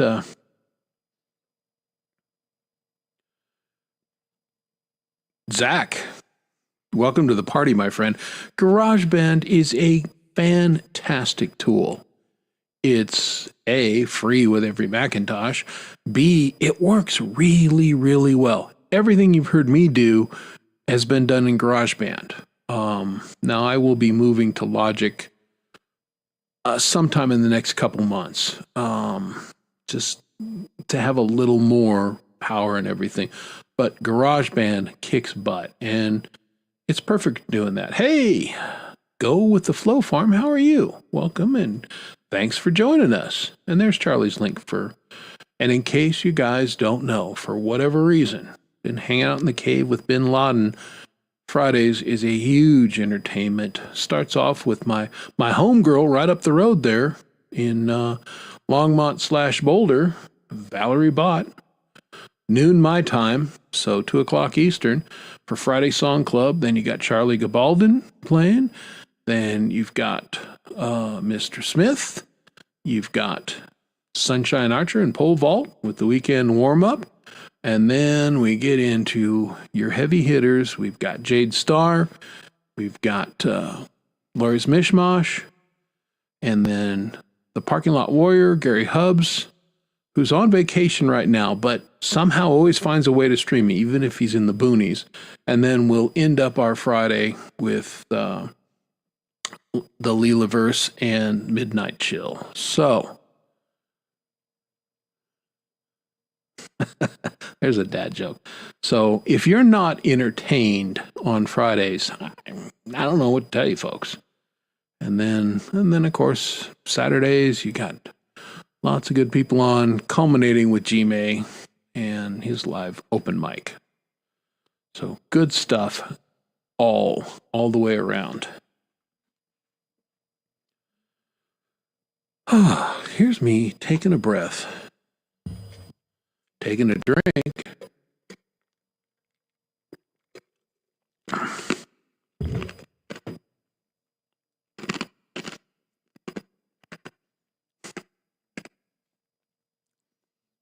I'm just going to leave that one there. I've heard a variation of that one. That's a good one. See, and that's a good bite-sized chat joke. Good job, Hugh.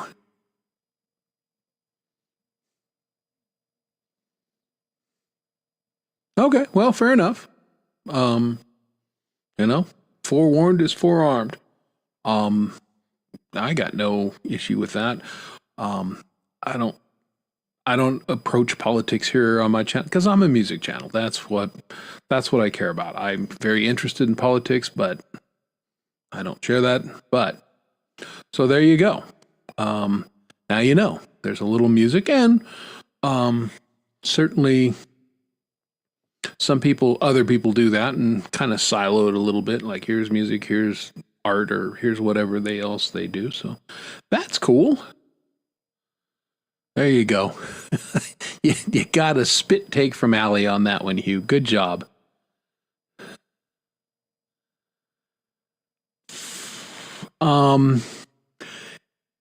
Yeah, maybe Camila can provide it. I think it was posted earlier. Some guy now. You may not be able to scroll up far enough to grab it. We'll see. Yeah, there you go. Will the defendant please rise? So, woman's in court, and she's on trial for beating her boyfriend to death with a guitar. And the judge is looking over the papers and looks at the woman and says, first offender? And she says, no, Your Honor, started with a Gibson, then I went to the Fender, and then finished with a Gretsch. Dad joke.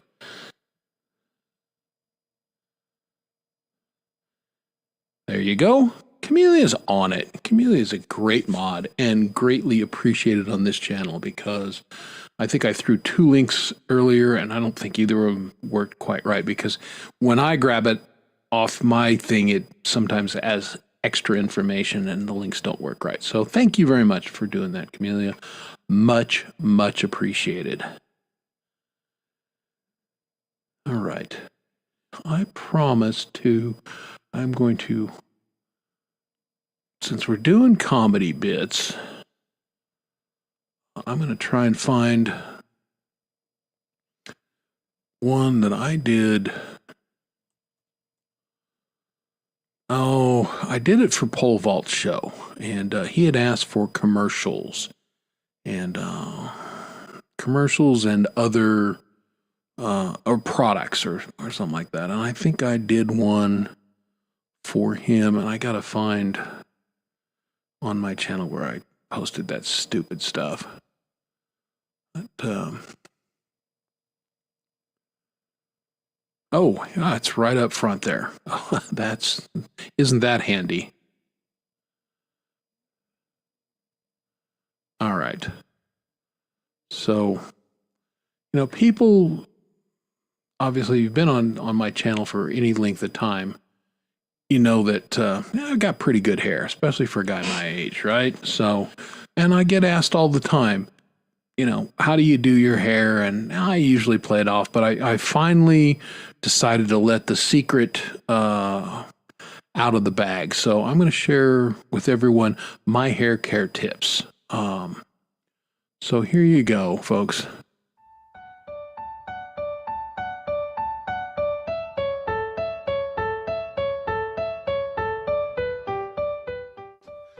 Hi everybody, Chris Lane here, and in the community, I'm kind of known for my amazing hair, and for years I just said that I use just regular old shampoo and everything, but you know what?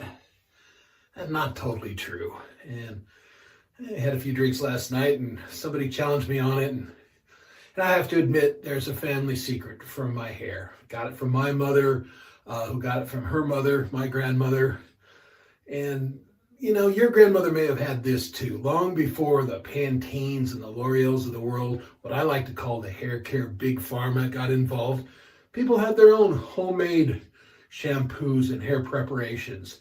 And I have my grandmother's formula recipe for hair care, and I'll go ahead and share it with you guys, just so you guys can have the same kind of amazing hair that I have.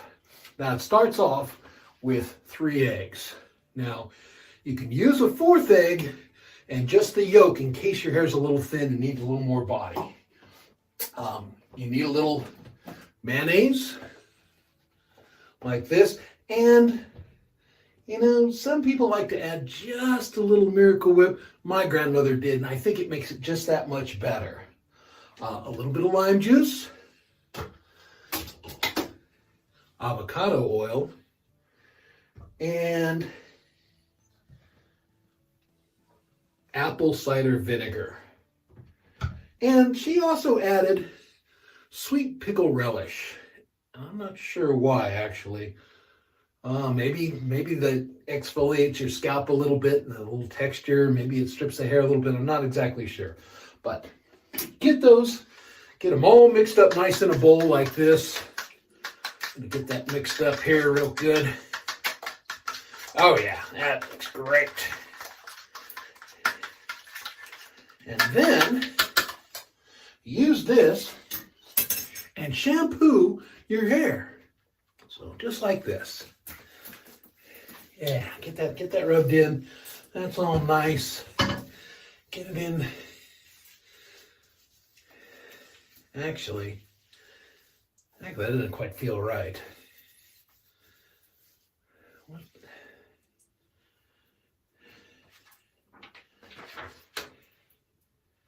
Oh shit, this is my grandmother's egg salad recipe. I'm sorry guys, yeah, that's not right. I apologize. Good Lord, how drunk was I last night?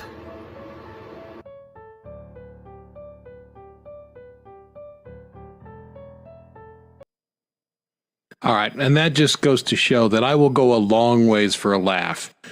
Yeah, that was not easy to get out of my hair, but there you go. That was for my friend Pole Vault.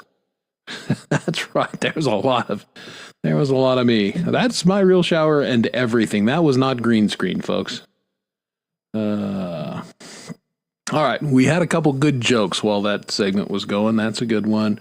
I want to highlight. Where's that other one?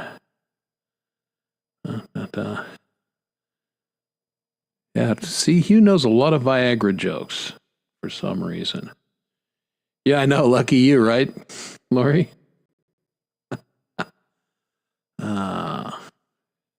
Yeah, here's the one. And yeah, it's true on every level. Good stuff. Beard King Picker, yeah, you really came in a bad time. This is, a music and talk show, but tonight's kind of joke night, and so that was a little joke video that I did last year. So thanks for joining us, and yeah, your timing maybe wasn't great in that respect. So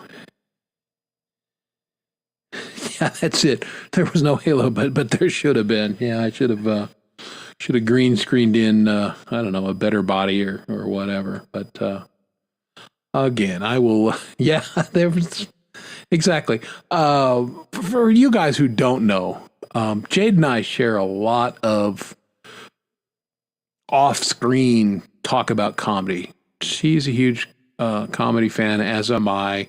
I had done a little stand-up back in the day. She had a whole act that she did. So yeah, we're both big aficionados, and the Gladys Worthington character bits that she does just break me up. And you talk about going hard for a laugh. The stuff she has eaten as that character, like, oh my God. She said after the last one she was sick for like 3 days, but it was hilarious, and anything for a laugh. So salute to you, Jade. I'm a fan, and I appreciate going the whole way for a joke.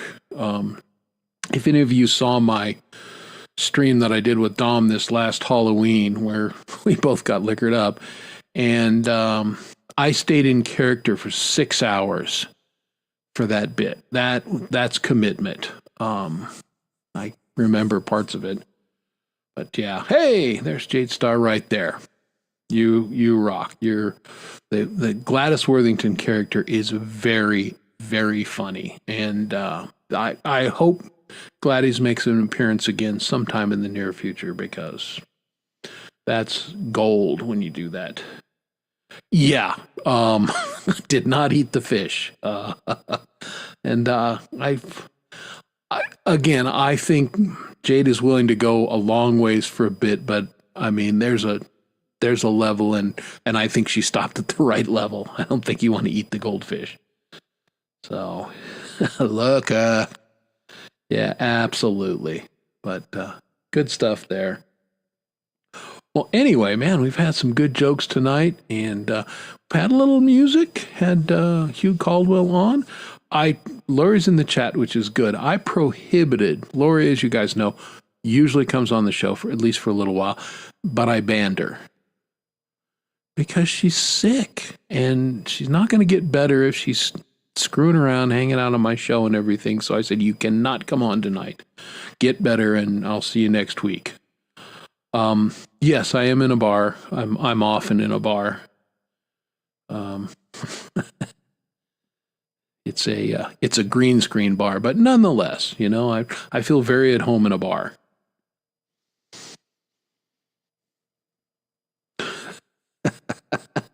Well, okay, yeah.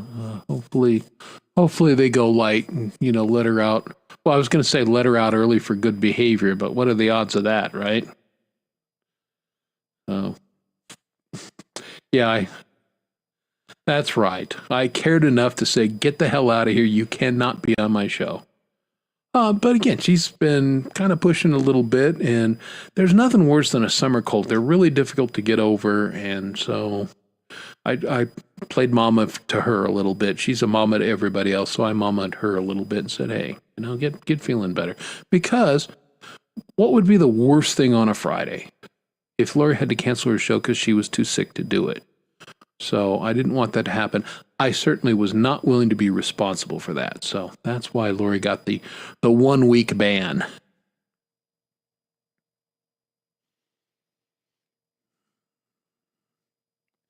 Well, there you go.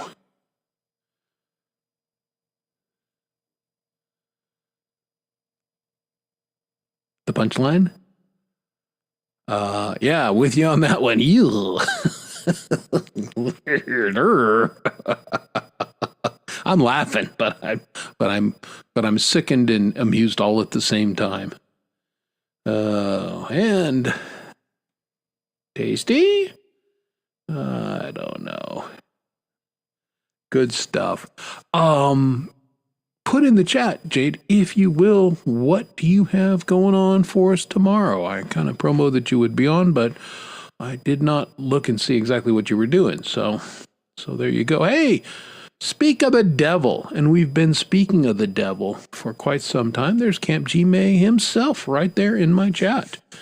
And that's where I am most every Saturday night.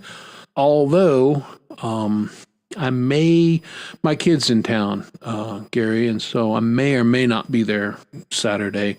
If I do come, I'll probably be relatively late for me, but just a heads up on that. But the show last week was great, and hey, we've got some guy in the chat who was on the show last week. P Dubs is in the chat, so making the rounds, and everybody hang out with Camp G May on Saturday.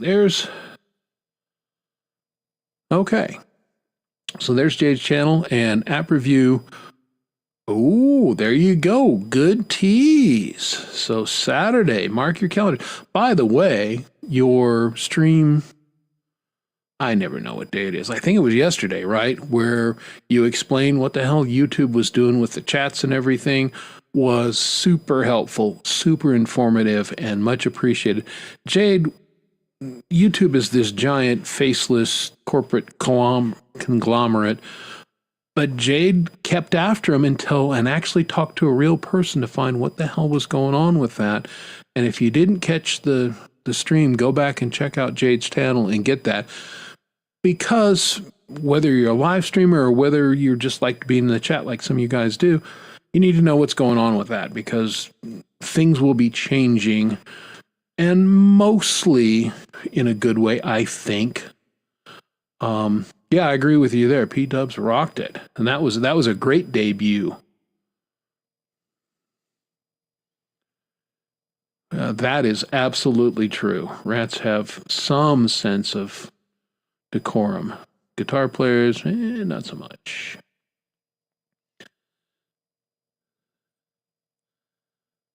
All right. Yes, I'm with you. I'm enjoying the little kitties on Gmay's channel here lately. Those little kitty shorts are fun.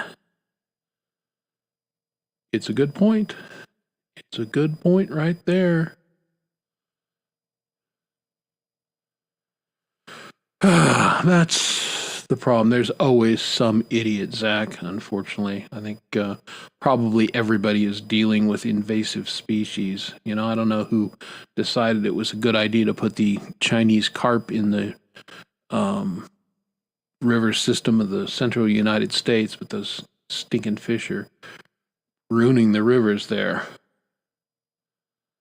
Yeah, well, again, hope it's going well for you and they're taking care of you there. Jay's had a little health issue and hopefully getting it worked out. I think I'm a few behind.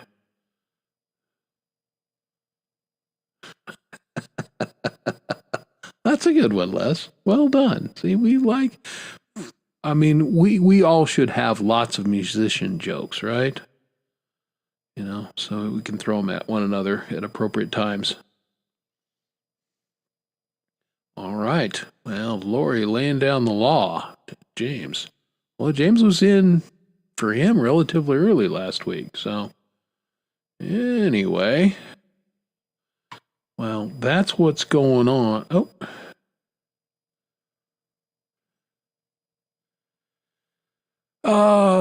That is very astute, P-Dubs. You're correct. The Eagles are the kiss of death. Very few people, doing what we do, playing acoustics, do Metallica, but Metallica is often a no-no. Those two are the worst offenders. G-May would really know because he sees on his chat, what he gets whacked for. Those two are without a doubt. Now, interestingly enough, G doesn't have a whole lot of karaoke people come on his channel. And the problem with it, a lot of those guys use tracks that are taken directly from the original artist. Well, that's going to get you a ding every stinking time.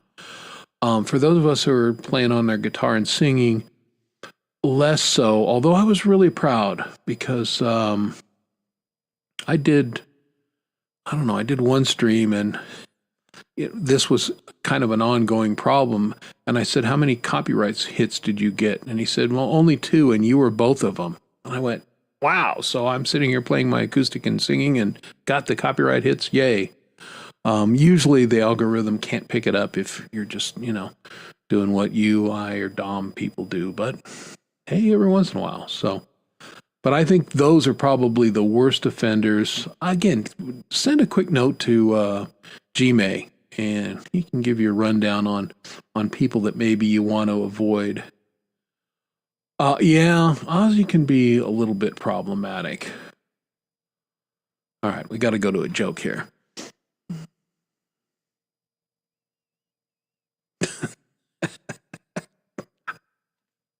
You can't argue with that logic, not even a little. Yeah, everybody send good wishes to Jade as she recovers, and hopefully she's being well taken care of. Hey.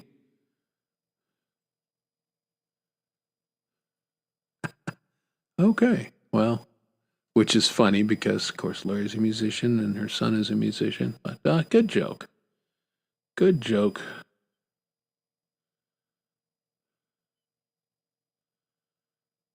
All right. Did you have an earlier comment here, G, that I missed?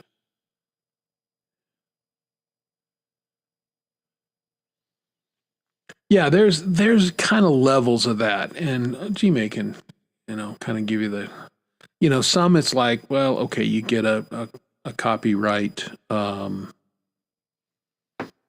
I'm blanking. I'm tired too, and I'm blanking the term.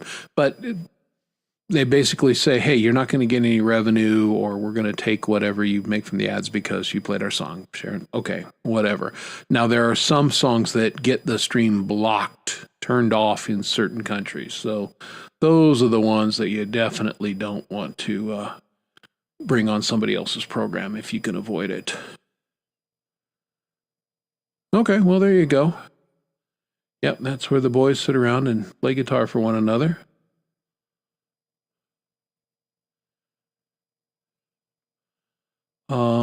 Yes, there you go. Matchmaker, matchmaker, make me a match. Yeah, share copies, that's okay.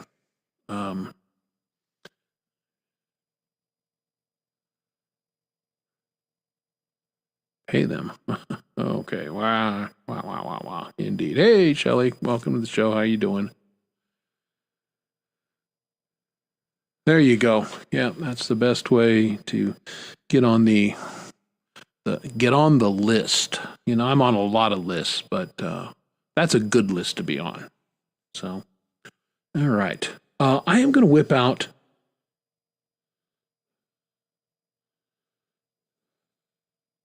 Yeah, exactly. That's kind of where the thing, if you're just playing your acoustic and they say, hey, we recognize the song and that's our song, and you played it, it's like, okay, then I did pretty good. So yay.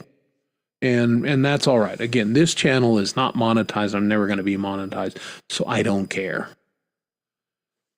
And yeah, exactly. Means you did the melody right. So no, it's not bigger laughs. you got a good laugh on the first joke. The second joke, meh. So it's not me, dear. It's you. Punch up your material. I mean, I had a couple jokes. Some of my jokes tonight were really funny. At least one of the jokes was meh. So, you know, they can't all be winners. So just punch up your material, dear. That's what you got to do. Speaking of a dude with good material, I do want to play, and I haven't seen Mike tonight, and I hope he's feeling all right. But I want to play a little Mike Shaner. Mike Shaner is a good dude, and B has some really good songs. And this is a more recent one from Mike Shaner, and gonna play this one for you right now. This is called The Right Day. Mike Shaner music.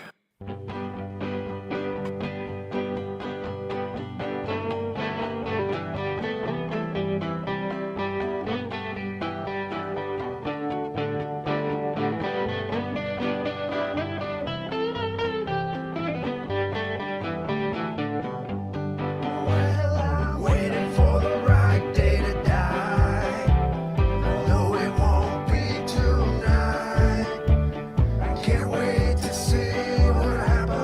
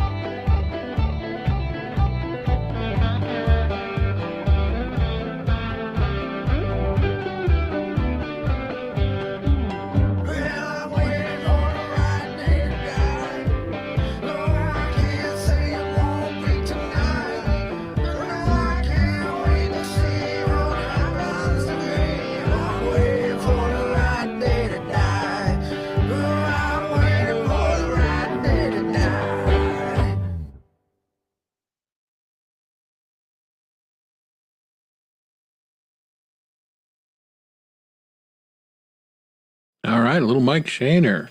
And glad to hear that you talked to him today, Dogpaw, and he's doing all right. Good dude, and great musician. Really like his stuff. So, and I got to congratulate you folks are bringing the jokes tonight. A bunch of good ones. And then, of course, Lori had one too. Kidding, Lori. My goodness. No, good stuff. There you go. That's a good drummer joke. Yeah, I'm with you on that. You know what? You have to hang around until we're gone, Mike. That's we're making the rules, bud. That's how we're going to do it. Yeah, I've got some. I may end the stream with I've got one more. It's a joke I've told for years. It's a longer joke, but I think it's a good one. So we'll see. But yeah, this was a fun night of. Again, I didn't really have any particular agenda, but I like jokes, so we told some jokes. We played some music, played a little more music than we usually do, which was fine. I was in the mood, and again, I wasn't going to have as many of my guests as I usually have on, and we didn't have an interview this week, so felt like we'd just get some tunes on, some of the newer stuff, and we're able to get, just some good stuff. It was fun. It's fun for me to do. I hope it's as fun for you guys in the audience as it is for me to do, because I look forward to this every Thursday. Just fun to hang out and chat. Yeah, exactly. Well, and you got to do it. That was the thing. Dom was doing it before I was, and he said, look, man, you got to come on. You got to start doing it. And I did it once, and I thought, okay, it was all right. I did it the second time, and I thought, this is kind of fun. And from then on, I was done. And so I try and play live pretty much every week because it's so fun. So yeah, it's like a little bit of a drug.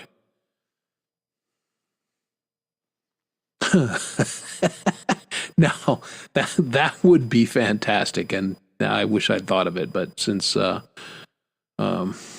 and Lori really knows a lot about killing my stream.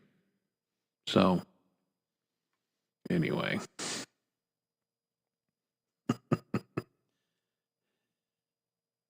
Yeah, and this is the first joke that James put up, and it's a good one for him to end on. At least a zillion. All right. Good one. So this fella, I'll keep posting these. Yeah, Dennis T. Young has killed my stream. All right. What, a Les Paul, right? All right, we're waiting. Oh, his amp. Well, yeah. It's my little Vox here. And it's, one of their mini models. This thing still weighs a ton. It's ridiculous. So, yeah. Oh, yeah, that's an oldie but a goodie.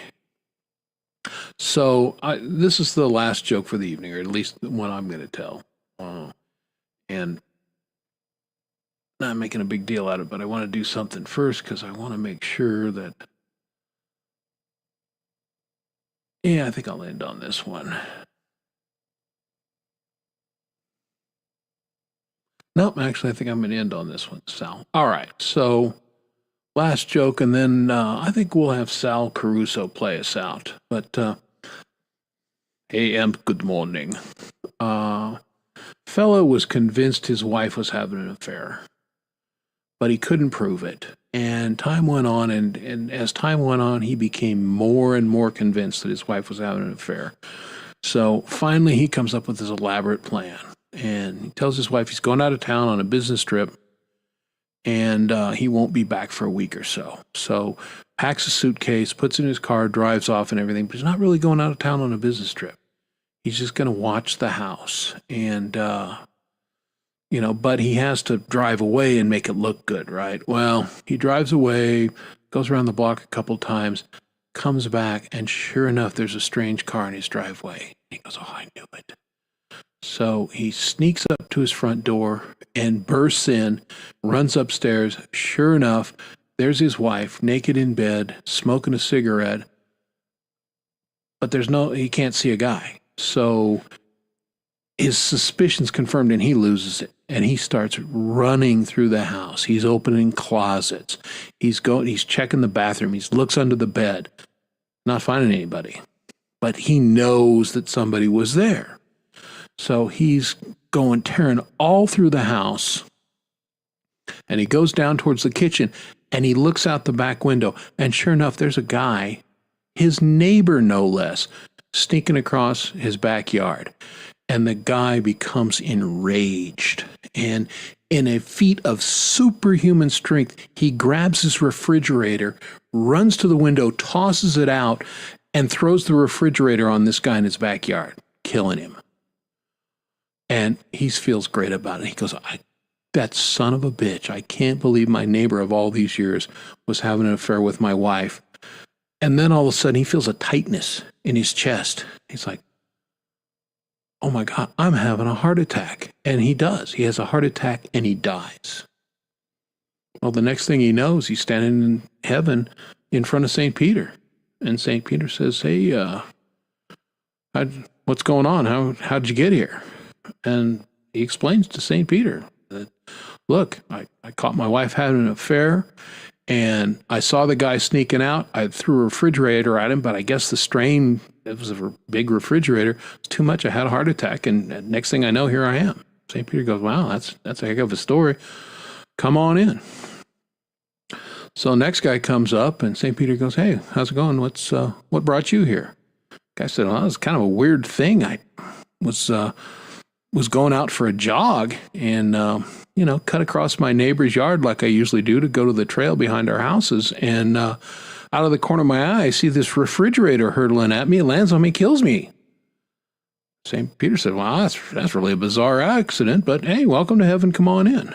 And third guy comes up and St. Peter says, so how'd you get here? The guy said, well, that's the damnedest thing.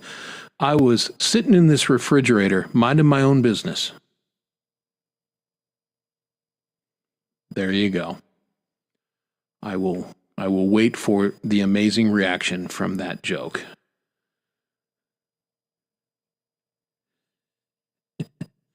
Oh, don't get me started on Rodney Dangerfield. I'm a huge fan, Les. I love Rodney Dangerfield. All right. Well, there you go. Folks, some jokes, some music. All in all, a great Thursday night. Thank you all for being here so much. I appreciate you guys. I am going to leave you with this. And a little ditty. And I've already lost it. Dadgummit. Okay. This is from Jason Lemansky, and this is the song that he put on the Music for Life album for Canada. And for those who don't know, we've got that third album coming up for America. Deadline is in early October, so get working on it. But this is Jason Lemansky's song, Soul on Fire. And we're going to go out on this one. Thank you all for being here. I appreciate it. You guys make this show. Have a wonderful Thursday and a great Friday, and I'll see you on the chats Friday and Saturday. Be well, everybody.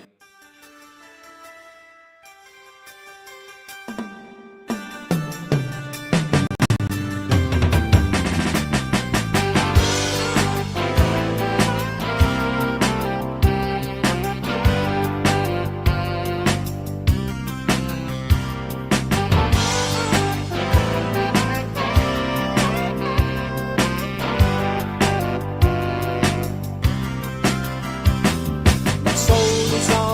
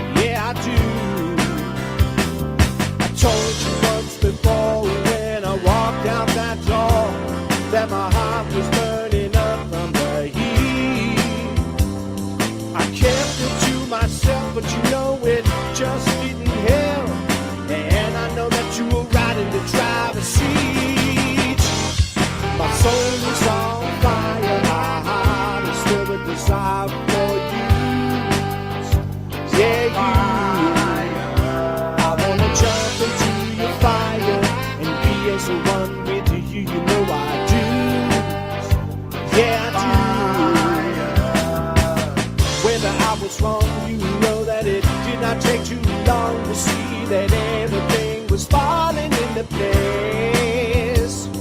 But when you said you needed me, I nearly went to get some therapy. You see, you turned into a real paper chase. Soul is on fire, my heart is filled with desire for you. Yeah, you. I wanna jump into the fire, be as one with you, you know I do.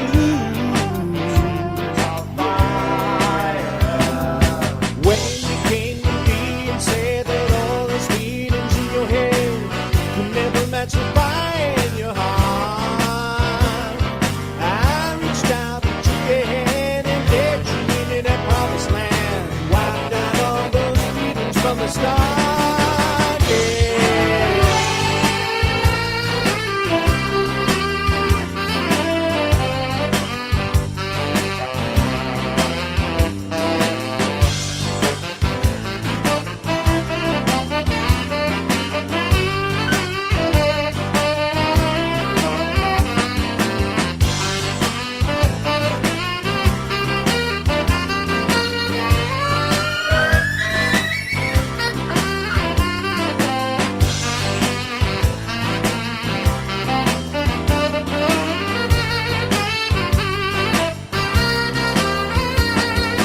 When you came to me and said that all those feelings in your head could never match the fire in your heart, I reached out and took your hand and led you into that promised land. La la la la la la la la. Gosh, you make me so damn proud. My soul is on fire, my heart is full of desire for you.